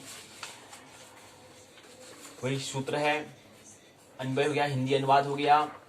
फिर इसी क्रम में अगला क्रम है व्याख्या हो गया, शब्द रचना हो गया। फिर अगले सूत्र आता है 20वां, अन्वय हो गया, हिंदी अनुवाद हो गया, व्याख्या यहाँ पर दिया गया है, शब्द रचना, मित्रता और धार्मिकता के बारे में अगला प्रसंग है। इसमें इसके अंदर 21 सूत्रों में समझाने का प्रयास। इसमें अन्वय हो गया, हिंदी अनुवाद हो गया, व्याख्या होगी।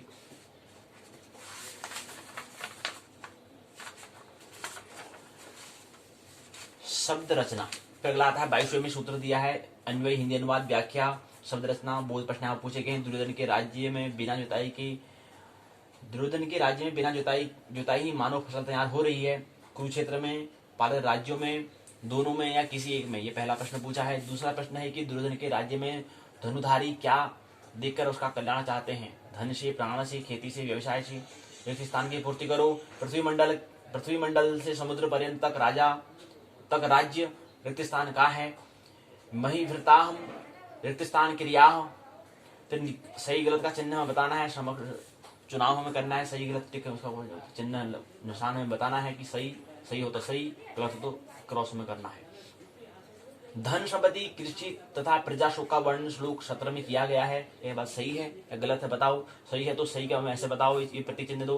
अगर गलत है तो इसको ऐसे वाला दो ऐसी दिखाई में खींच के बताओ, प्रतीक बताओ। अच्छा ठीक है, आप इस बात आप पक्ष में हो तो ऐसे चिन्ह बनाओ, अगर आप विपक्ष में हो तो ये बताओ कि हम आपके पक्ष में नहीं है। योद्धागण और गुप्तता का वर्णन श्लोक संख्या 21 में किया गया। क्या ये बात सही है? क्या इसके पक्ष में हो या विपक्ष में हो बताओ। तो ये 6 प्रश्न आप पूछे गए हैं। तो अगला सूत्र आता है 23वां श्लोक आता है, अन्वय हो गया, हिंदी अनुवाद हो गया, व्याख्या हो गया, शब्द रचना होगी।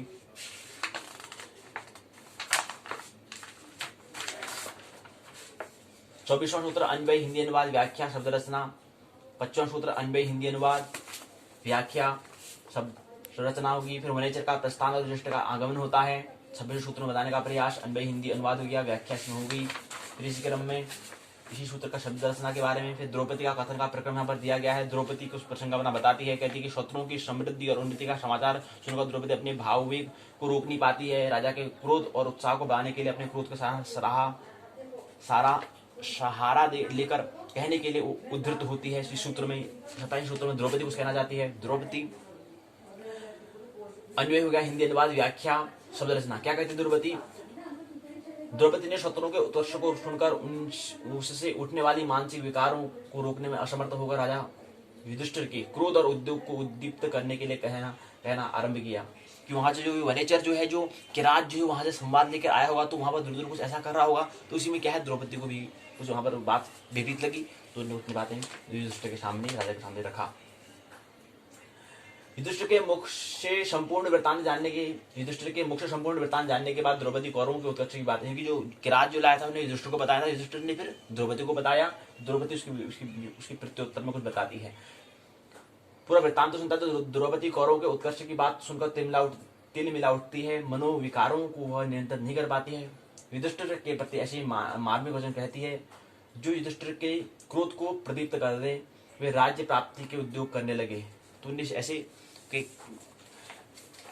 ऐसी बातें प्रतीक बताते हैं कि ताकि युधिष्ठिर जो राजा है कुछ करें, कि गलत हो रहा है इस पर कुछ, उनका अपना जो दुर्योधन अधिकार जमा रहा है, जो विपरीत जो हो रहा है, जितना हिंसा जो हो रही है उसके बारे में कुछ बोले, कुछ काम करें।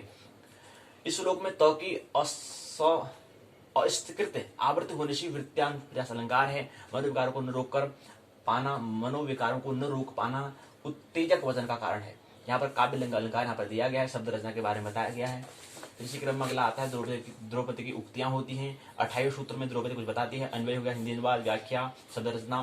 कहती है कि आप जैसे लोगों के विषय में स्त्रियों द्वारा कहा गया उपदेश वचन अपमान सदृश होता है। नारी की मर्यादा को नष्ट करने वाले मानसिक व्यथाएं मुझे कहने के लिए बाध्य कर रही हैं। द्रौपदी युधिष्ठिर से अपनी बातें कहने से पहले अपनी व्यवस्था प्रकट करती है। युधिष्ठिर जैसे ज्ञानी व्यक्ति को स्त्री द्वारा उपदेश वचन पुरस्कार जैसा है। उसके ज्ञान और विवेक पर प्रश्न चिन्ह लगाने वाला है। द्रौपदी यह अनुभव करती है कि फिर भी स्वयं को नियंत्रित नहीं कर पा रही है, अपनी बात कहने जा रही है। पत्नी पति को उपदेश दे, यह मर्यादा का अतिक्रमण है, ये मर्यादा के विपरीत है। अतिक्रमण करना कहते हैं, किंतु अतिक्रमण करना या न करना द्रौपदी के वश में नहीं है। उसके मन की पीड़ा उससे कहने के लिए बाध्य कर रही है। द्रौपदी का यह कथन उसकी मानसिक पीड़ा की तीव्रता व्यक्त करता है। क्योंकि जो युधिष्ठिर है खुद धर्मराज है, धर्मराज को बताने की, कोई धर्म के बारे में बताने की आवश्यकता है नहीं। लेकिन फिर भी क्या है, जो द्रौपदी है वो मर्यादा अतिक्रमण कर पा रही है, क्योंकि उस बात को, उसके अंदर जो स्त्री की, जो द्रौपदी के अंदर जो पौरुषता है, उसके कारण वो पौरुषता के कारण बाहर बात करती है, युधिष्ठिर के बाद से बात रखती है। हालांकि वो अतिक्रमण कर रही है, मर्यादा का अतिक्रमण कर रही है, लेकिन उसके अंदर जो द्रौपदी स्त्री है, उसके अंदर जो पौरुषता के कारण, उस पौरुषता के कारण क्या है, उसके अंदर से केंद्र से उस बात को कहने की जो है, उसकी जो अपनी बात को रोक नहीं पा रही, नियंत्रण नहीं कर पा रही, अपने आप में नियंत्रण उसका नहीं है, वो राजा के साथ रखती है, बात को रखती है।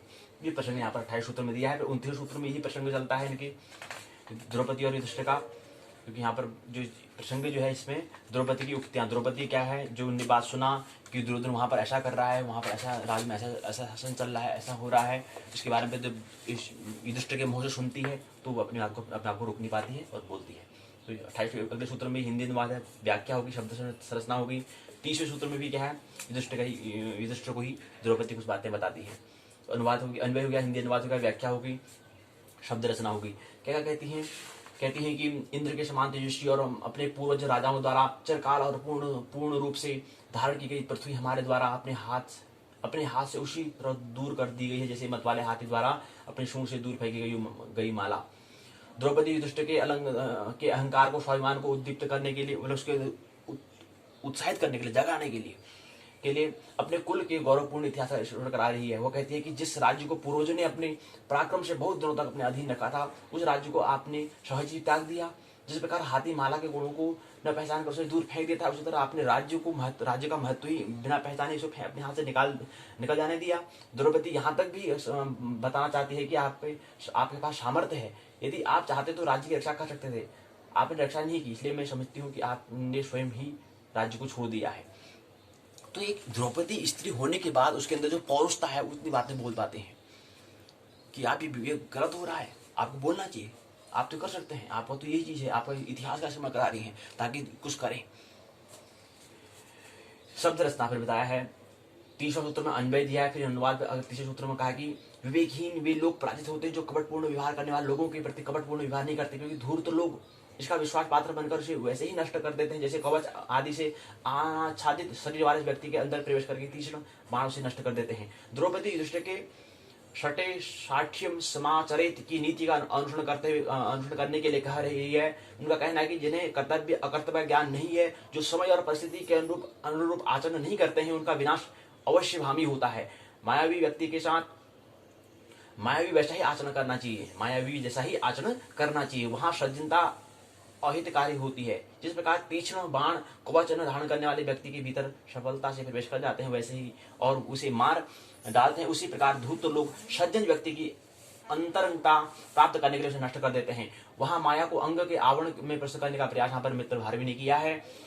धूर्त लोगों से रक्षा के लिए माया कवच है। जिस प्रकार कवच अंग नहीं अपितु अंग का रक्षक होता है, कवच अंग नहीं है अपितु अंग का रक्षक है, सेवा रक्षा होती है कवच से, वैसे ही माया को स्वभाव नहीं समझना चाहिए, उसे गुण रूप में ग्रहण नहीं करना चाहिए, अपितु अपने अस्तित्व की रक्षा के लिए विशेष परिस्थितियों में उसका आश्रय लेना चाहिए। विशेष परिस्थितियों में अर्थात मायावियों के साथ ही सज्जनता का व्यवहार अहितकर होता है। इस श्लोक में काव्य लिंग है, उपमा अलंकार, समष्टि अलंकार, कारण संसृष्टि अलंकार यहाँ पर दिया गया है। शब्द संरचना दी गई है। बहुत प्रश्न है, अहो दुरंताम बलव विरोधिता किसके लिए कहा है? कभी 4 विकल्प दिए हैं, कोई विकल्प। द्रौपदी उद्योग करने के लिए किससे कहती है? रिक्तस्थान की पूर्ति करो। युधिष्ठिर वृत्तांत सुनने के बाद रिक्तस्थान महल में जाते हैं। अर्जुन के पराक्रम मात्र से ही रिक्तस्थान सिर झुक जाता है। वनेचर युधिष्ठिर का सैनिक है। महाभारत काल स्त्री प्रधान काल था। ये प्रश्न सारांश बातें यहाँ पर दी गई हैं। सारांश बात को विराम देंगे। वनेचर अपने स्वामी युधिष्ठिर के आदेश के अनुसार प्राप्त सूचना उसके समक्ष प्रस्तुत करता है, जिससे दुर्योधन के धन ऐश्वर्य मित्रों के उनका व्यवहार धर्म परायणता सेवकों के प्रति व्यवहार आदि का स्थापना करता है। इसके पश्चात युधिष्ठिर द्रौपदी के महल में जाते हैं, वनेचर के वृत्तांत को बताते हैं। इसके बाद द्रौपदी राजा को युद्ध के लिए प्रयत्न करने वाले वचन को कहती है। इसका संपूर्ण अध्ययन यहाँ पर समझाने का प्रयास हमने शिकाई में किया है। पूर्ण जो विस्तार जो बातें वनेचर ने बताई थी, पूरी बातें क्या है राजा युधिष्ठिर ने द्रौपदी को बताया। द्रौपदी एक स्त्री ही है, स्त्री का पति के प्रति क्या व्यवहार होना चाहिए, इन बातों का स्थापना यहाँ पर किया गया है। मायावी व्यक्ति के साथ मायावी जैसा ही आचरण करना चाहिए, वहां सज्जनता अहितकर होती है। जिस प्रकार तीक्ष्ण बाण कवच न धारण करने वाले व्यक्ति के भीतर सरलता से प्रवेश कर जाते हैं उसी प्रकार और उसे मार डालते हैं, उसी प्रकार धूर्त लोग सज्जन व्यक्ति की अतरंगता प्राप्त करके उसे नष्ट कर देते हैं। यही समझाने का प्रयास यहाँ पर बताया कि युधिष्ठिर को क्या करना चाहिए, ऐसे द्रौपदी ने बताया। द्रौपदी सीता जितना सम्मान अगर द्रौपदी को मिलता काश तो कुछ और बात होती। तो शब्दावली यहाँ पर दी गई है, 7 शब्द यहाँ पर दिए गए हैं, 8 शब्दावली यहाँ पर दिए गए हैं। शब्दावली में 1 2 3 4 5 6 7 शब्द यहाँ पर दिए गए हैं, 8 शब्द यहाँ पर दिए गए हैं। बहुत प्रश्न आगे जो पूछे हैं, पहला भाग दूसरा भाग, पहला भाग है दूसरा भाग है, उसके उत्तर यहाँ पर दिए गए हैं। संदर्भ ग्रंथ सूची अन्य पुस्तकें यहाँ पर दी गई हैं। निबंधात्मक 30 सवाल पूछे हैं। वनेचर की उक्तियों की समीक्षा कीजिए। दुर्योधन के प्रजा संबंधित स्वरूप की स्थापना कीजिए। द्रौपदी द्वारा कथित वाक्य की व्याख्या कीजिए। द्रौपदी द्वारा 2-3 सूत्रों में बताया था, उसकी उक्ति बताना है। तो इसी से हमें क्या है छोटा प्रश्न, लघु और दीर्घ, इनके 7 अंक का और 15 अंक का प्रश्न हमें हिस्से में तैयार, इन प्रश्न से हमें तैयार करना है। और बाकी सत्र कार्य के लिए जो हमारा आगे प्रश्न में 6-12 2 खंड में 6 प्रश्न पूछे जा रहे हैं, वहां से हमें क्या है सत्र कार्य तैयार हमें करना है। तो यहीं पर इकाई दूसरी और तीसरी इकाई को हमने विराम देते हैं। इनकी 30 सूत्र हमने देखा, हालांकि श्लोकों पर हमने अंदर में जाने का प्रयास नहीं किया क्योंकि समय इतना नहीं है कि उसके अंदर जाकर उसको पूर्ण यहाँ पर बात में चर्चा कर लें। केवल हमने संकेत यहाँ पर सारांश बातें और कुछ बातें महत्वपूर्ण बातें हमने समझी, तो उस बात को लेना है। दूसरे राउंड में वो कुछ प्रश्न लेंगे, उन प्रश्नों के साथ हम तैयारी करेंगे। विस्तार से बातें यहाँ पर भी नहीं हो सकती है। यहीं पर पाठशाला के भाग 2 को विराम देते हैं। आइए पाठशाला के भाग 1 में प्रवेश करें।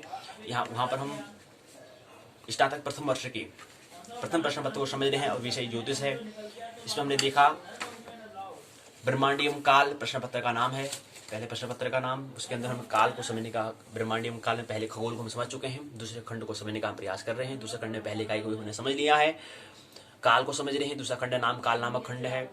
उस खंड में हमने पहले इकाई में त्रुटि आदि मुहूर्त काल को हमने देखा, पहले इकाई में अमूर्त काल को, अर्थात अमूर्त मतलब सूक्ष्म अर्थात माइक्रो टाइम को हमने देखा। एक पलक झपकाते हैं उसको हम निमेष कहते हैं, और निमेष का 3000वां हिस्सा जो होता है वो त्रुटि होता है, इतना छोटा समय। ये हमने समझा था त्रुटि आदि जो 6 इकाइयां थी। और उसके साथ हम जो आधुनिक जो दृष्टि से जो हमारे हिसाब से हम जो समय गणना हिसाब लगा रहे थे कि 1 सेकंड का उसके नीचे हम 1 के पीछे अगर 24 जीरो लगाते हैं तो इतना छोटा समय की हमने बात की थी।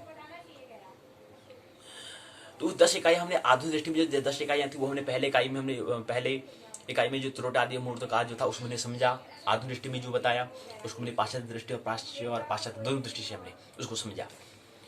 जिसमें सेकंड, जिसमें मिनट घंटा नहीं चलता था, उसमें घड़ी पल चलती थी, घड़ी पल विपल। ऋषि मनुष्य के शब्द हमने कहा कि समय समय में सभ्यता और संस्कृति बदल जाती हैं, तो उस समय सभ्यता और संस्कृति जो थी उस समय हम घटी की बात करते थे, पल की बात करते थे, विपल की बात करते थे। जिस समय ऋषि मनुष्यों का युग हुआ करता था। अभी का युग जो है वैज्ञानिक युग है, आधुनिक युग है। यहाँ पर हम मिनट सेकंड घंटा मिनट सेकंड की हम बात करते हैं, वो वही है जो हम घड़ी पल विपल की बात कर रहे हैं, वही इसका क्या है, अभी हम घंटा मिनट सेकंड की हम बात करते हैं। हमने कहा कि 2.5 घड़ी का 1 घंटा जो होता है वो 2.5 घड़ी के बराबर होता है, तो उसमें 2.5 घड़ी कहते थे। और हमने कहा मुहूर्त जो होता है वो 2 घड़ी के बराबर था, 48 मिनट के समय के बराबर होता है। तो उसमें घड़ी पल विपल की बात अभी क्या करते हैं, घंटा मिनट और सेकंड हम उसको कहते हैं। 60 मिनट का 1 घंटा होता है, 60 सेकंड का 1 मिनट होता है, और 1 सेकंड क्या हो जाता है वो हम देखते हैं। घड़ी की एक आवाज करने में जितना समय लगता है उसको हम 1 सेकंड कहते हैं। दूसरे इकाई में प्रवेश कर रहे थे। हमने काल के कहा 2 भाग होते हैं, हमने कहा अखंड काल, एक होता है सखंड काल। अखंड को हम संघारक कहते हैं, सखंड को हम कहते हैं कलनात्मक गणनात्मक। कलनात्मक गणनात्मक के दूसरे भाग, उसके भी हमने कहा 2 भाग होते हैं। पहले हमने कहा अमुहूर्त, दूसरे में मुहूर्त कहा। अमुहूर्त को हम सूक्ष्म या माइक्रो कहें, और मुहूर्त को हम कहें मैक्रो स्थूल समय हम कहें। तो हमने सूक्ष्म समय को हमने समझ लिया है इकाई 1 में। त्रुटि आदि मुहूर्त काल जो था वो हमने समझ लिया। दूसरी इकाई में हम प्रवेश किए हुए हैं। दूसरी इकाई में है प्राण आदि जो हमारी जो मुहूर्त काल जो है उस काल को समझ रहे हैं, मैक्रो समय को हम समझ रहे हैं। तो आइए इसको इसी क्रम को आगे बढ़ाते हैं। आज की पाठशाला में हमने कहा कि प्राण, क्योंकि यहाँ पर उत्तराखंड मुक्त विश्वविद्यालय ने इकाई का नाम ही क्या कर रहा है, प्राण आदि मुहूर्त काल। मुहूर्त का मतलब होता है जो हम दैनिक जीवन में उपयोग में लाते हैं। प्राण को तो लाते हैं, प्राण तो ने पहले इकाई जो मुहूर्त काल में जो है ऋषि मनुष्य की जो सभ्यता थी उस समय हम प्राण की हम बात करते थे। तो अभी के हिसाब से अगर हमारे पास क्या यंत्र है, मिनट सेकंड में कितना होता है प्राण, कितने सेकंड के बराबर होता है, 4 सेकंड की समय अवधि को हम प्राण कहते हैं। यानी कि एक प्राण जो होता है वो किस में प्राण क्या है, प्राण में मतलब श्वास का आना जाना, श्वास की आने वाली, जब श्वास आएगी, जब श्वास बाहर, प्राण और आयाम। प्राणायाम कहते हैं श्वास को रोक। श्वास जब आती है, श्वास जब जाती है तो भी समय लगता है। जैसे हम पलक गिराते हैं तो उसमें झपकने में टाइम लगता है, और उसके 3000वें हिस्से को हम कहते हैं त्रुटि। तो ये तो सूक्ष्म काल हो गया। ऐसे ही प्राण आदि में जो कह रहे हैं, जो श्वास आ रही है, श्वास जा रही है, आने या जाने में श्वास को समय लगता है, तो आने वाले श्वास को लगता है, जो स्वस्थ व्यक्ति होगा उसको आने में 2 सेकंड का, श्वास को आने में आने वाले श्वास को 2 सेकंड लगेगा, जाने वाले श्वास को भी 2 सेकंड लगेगा, अर्थात एक प्राण बनेगा। एक प्राण में 4 सेकंड के बराबर होता है, ये हमने कहा। तो भारतीय काल में इसको एक प्राण में अर्थात 10 विपल हुआ करते थे, या 10 दीर्घाक्ष उच्चारण काल भी हम कहते हैं इसको। एक प्राण जो होता है इसको एक अशुभी हम कहते हैं। तो एक प्राण जो होता है 10 विपल के बराबर होता है, जिसको भी हम अभी जो वर्तमान की नवीन जो दृष्टि में अगर आधुनिक दृष्टि में कहें 4 सेकंड के बराबर होता है, पहली इकाई। दूसरा आता है पल। एक पल जो होता है, एक पल कहो या एक विघटी कहो या 6 प्राण कहो या 60 विपल कहो, ये बराबर होता है 24 सेकंड के बराबर। 24 सेकंड के बराबर होता है। 24 सेकंड जो होता है उसके बराबर क्या होता है, एक पल होता है या कहें 60 विपल होता है। घटी पल विपल, तो 24 सेकंड के बराबर क्या होता है हमारा, एक पल होता है।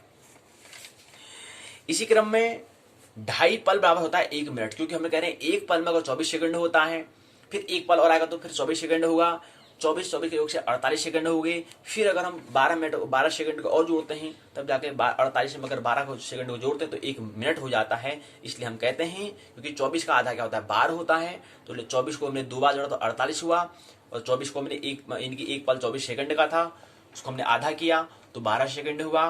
12 सेकंड को हमें 48 में हम एक मिनट बनाने के लिए हमें 12 सेकंड की तो आवश्यकता है, उसमें हमने 12 को जोड़ा तो 1 मिनट हुआ। तो 2.5 पल बराबर क्या होता है, 1 मिनट होता है। एक सूत्र हमारा बन गया। इसलिए हम कहें कि 2.5 पल बराबर क्या होता है, 1 मिनट होता है। जैसे हम कहते हैं कि 2.5 एक जो घंटा होता है। अब हम पल की बात करें, पल के बाद विपल होता है और उससे पहले घड़ी होता है।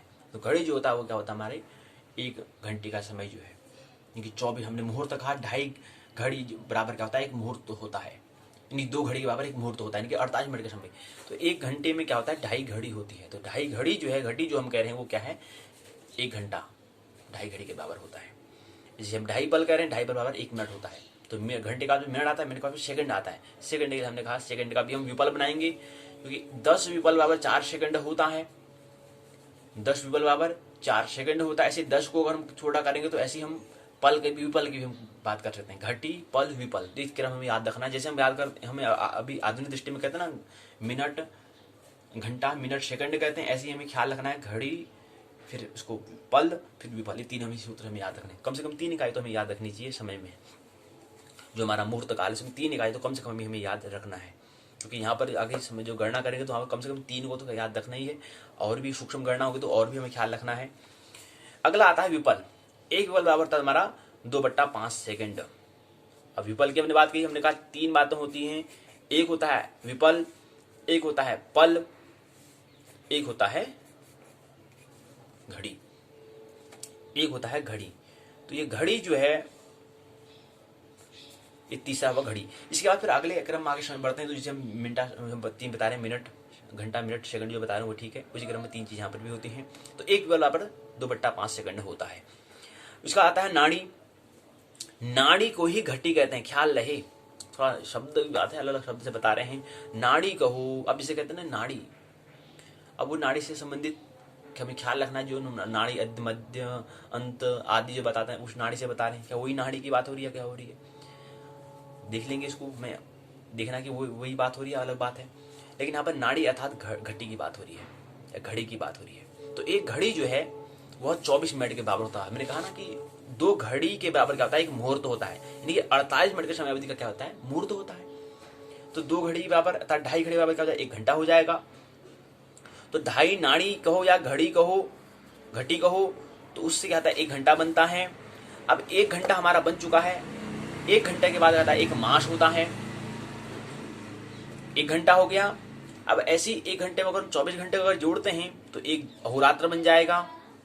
24 घंटे के योग से हम अहोरात्र कहते हैं। कैसे कह रहे हैं, क्योंकि पृथ्वी को अपने अक्ष पर घूर्णन करने में जो समय लगता है 23 घंटे 56 मिनट 40 सेकंड का वक्त लगता है। इसी को हमने राउंड फिगर में करीब करीब हमने मान लिया कि 24 घंटे के करीब मान लिया। इसलिए हम 24 घंटे का हम समय कहते हैं, एक अहोरात्र की बात करते हैं। तो 24 घंटे के योग से क्या बनता है, एक अहोरात्र बनता है। ऐसे ही 34 अहोरात्र के योग से 1 महीना बनता है। इसी प्रकार से 12 महीने से एक वर्ष बनता है, एक ईयर बनता है, एक मंथ बनता है, बात करते हैं। तो ये हमारा जो हम जो स्थूल समय की हम बात करते हैं तो हम ये इतना ही तो बात करते हैं। या तो वर्ष कहते हैं किसी का बर्थडे मनाना होगा, ये चीज होगा तो साल में आता है, दिवाली उत्सव आते हैं तो कहते हैं हाँ 1 साल हो गया, ठीक है। वर्ष की हम बात करते हैं, या महीने की बात करते हैं, कभी मैं तनख्वाह के लेना होगा तो कहीं काम करते हैं महीने की बात करते हैं, और कभी कभी बात कर लेते हैं दिन की, वार की भी बात कर लेते हैं। अच्छा आज कौन सा वार है, दिन, माह और वर्ष, मूल तो हम तीनों की बात करते हैं। लेकिन जिसको आगे और भी प्रकृति के रहस्य को समझना है तो उसके लिए और भी छोटी छोटी बातें, अगर ज्योतिष की गणना तो सूक्ष्म गणना है तो वहां पर हमें और छोटी बातें हमें समझनी होगी। प्राण को समझना होगा, घटी को समझना होगा, पल को समझना होगा, विपल को समझना होगा, और भी छोटी बातें। और फिर ये तो स्थूल समय बात कर रहे हैं, और सूक्ष्म बातें समझने के लिए फिर हमें क्या करना, त्रुटि को समझना होगा, रेणु को समझना होगा। त्रुटि कितनी होती है, हमने कहा कि आंख की पलक गिरने में जो समय लगता है उसको अगर हम 3000 हिस्से करें, उसके अगर हम 3000 हिस्से करें तो उस 3000वें हिस्से को हम कहते हैं त्रुटि कहते हैं। तो इतने छोटे छोटे समय हम बात करते हैं। लेकिन आमतौर पर जो मुहूर्त का मतलब होता है, जो हम दैनिक जीवन में लाते हैं, वर्ष को लाते हैं, महीने को लाते हैं, दिन को लाते हैं, इनकी वार लाते हैं और रात में हम लाते हैं, तो इसलिए हम कहते हैं कि तीनों हम काम करते हैं। जो आम सामान्य आम लोग क्या है, तीनों समय को लेता है, वर्ष, मास और दिन को और रात्र को, अर्थात वार को लेता है। लेकिन जो थोड़ा वैज्ञानिक चिंतन करना है, विज्ञान को जन्म देना है, प्रकृति के रहस्य को समझना है, जिसका वर्ण ब्राह्मण है, ब्राह्मण वाला जिसको ब्रह्म और अंड को समझना है, प्रकृति का अर्थात प्रकृति को समझना है और ब्रह्म जगत को समझना है, तो उसके लिए भी क्या करना, समय के सूक्ष्म समय को भी समझना होगा। तो 2 बात हमने करी है, तो इसमें ये बात यहाँ पर दिया गया है, इसको समझाने का प्रयास यहाँ पर किया है। बहुत प्रश्न होते हैं। तो दूसरी इकाई में यही है। फिर काल की बड़ी इकाइयां होती है। अब हमने कह रहे हैं कि काल को यही बात की, आगे और इसके बड़े काल यहाँ पर होते हैं। फिर आगे आगे चल के हमने कहा कि एक अहोरात्र होता है, यानी कि 24 घंटे के बराबर, या 60 घड़ी के बराबर हमने कहा, क्योंकि हमने कहा कि एक घड़ी जो है, एक घड़ी या घटी जो है वो क्या है, 60 घड़ी के बराबर 24 घंटे के बराबर होता है, और 1 घंटा में 2.5 घड़ी होती है, 2.5 घड़ी होती है, तो इस हिसाब से 60 घड़ी होती है। तो फिर काल की हम क्योंकि मुहूर्त समय की बात कर रहे हैं, अब ज्यादा समय की हम बात नहीं करते हैं, लेकिन थोड़ा ज्यादा विचारशील जिसको करना है, तो स्थूल समय को समझना है, तो आगे फिर क्या होता है, युग होता है। युग में आता है सतयुग होता है, त्रेता होता है, द्वापर होता है, कलयुग होता है। 4,32,000 वर्ष का हमारा क्या होता है, कलयुग होता है। द्वापर 8,64,000, 12,96,000 त्रेता होता है। सतयुग होता है 17,28,000 वर्ष का क्या होता है, फिर युग होते हैं। फिर इन चतुर्युग का ही क्या है, फिर महायुग बनता है। वो होता है तुम्हारे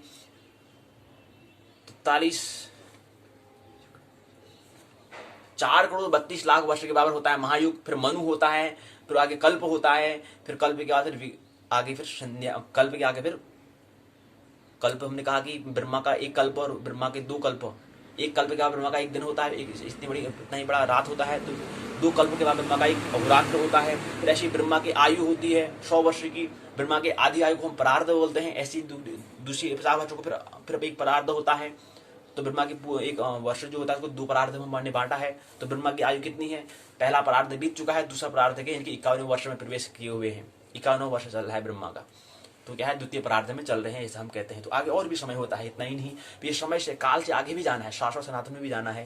तो ये हमने समझने का प्रयास दूसरी इकाई में किया। कल की इकाई में हम पक्ष, मास, अधिमास 6 मास को समझेंगे, क्योंकि हम मुख्य तौर पर यही बात हम समझते हैं। या तो हम वर्ष की बात करते हैं, या हम महीने की बात करते हैं, या हम वार की बात करते हैं, दिन की बात करते हैं, सप्ताह की बात करते हैं, उसको हम आगे क्रम को लेने का प्रयास करेंगे। माना नहीं जानना, आनंद मोक्ष पूर्वक जीवन जीना है। मेरी बातों को प्रेम पूर्वक शांति सुना, बहुत बहुत अनुग्रहित हूँ। अंत में सबके भीतर बैठे परमात्मा को प्रणाम करता हूँ, मेरा प्रणाम स्वीकार करें।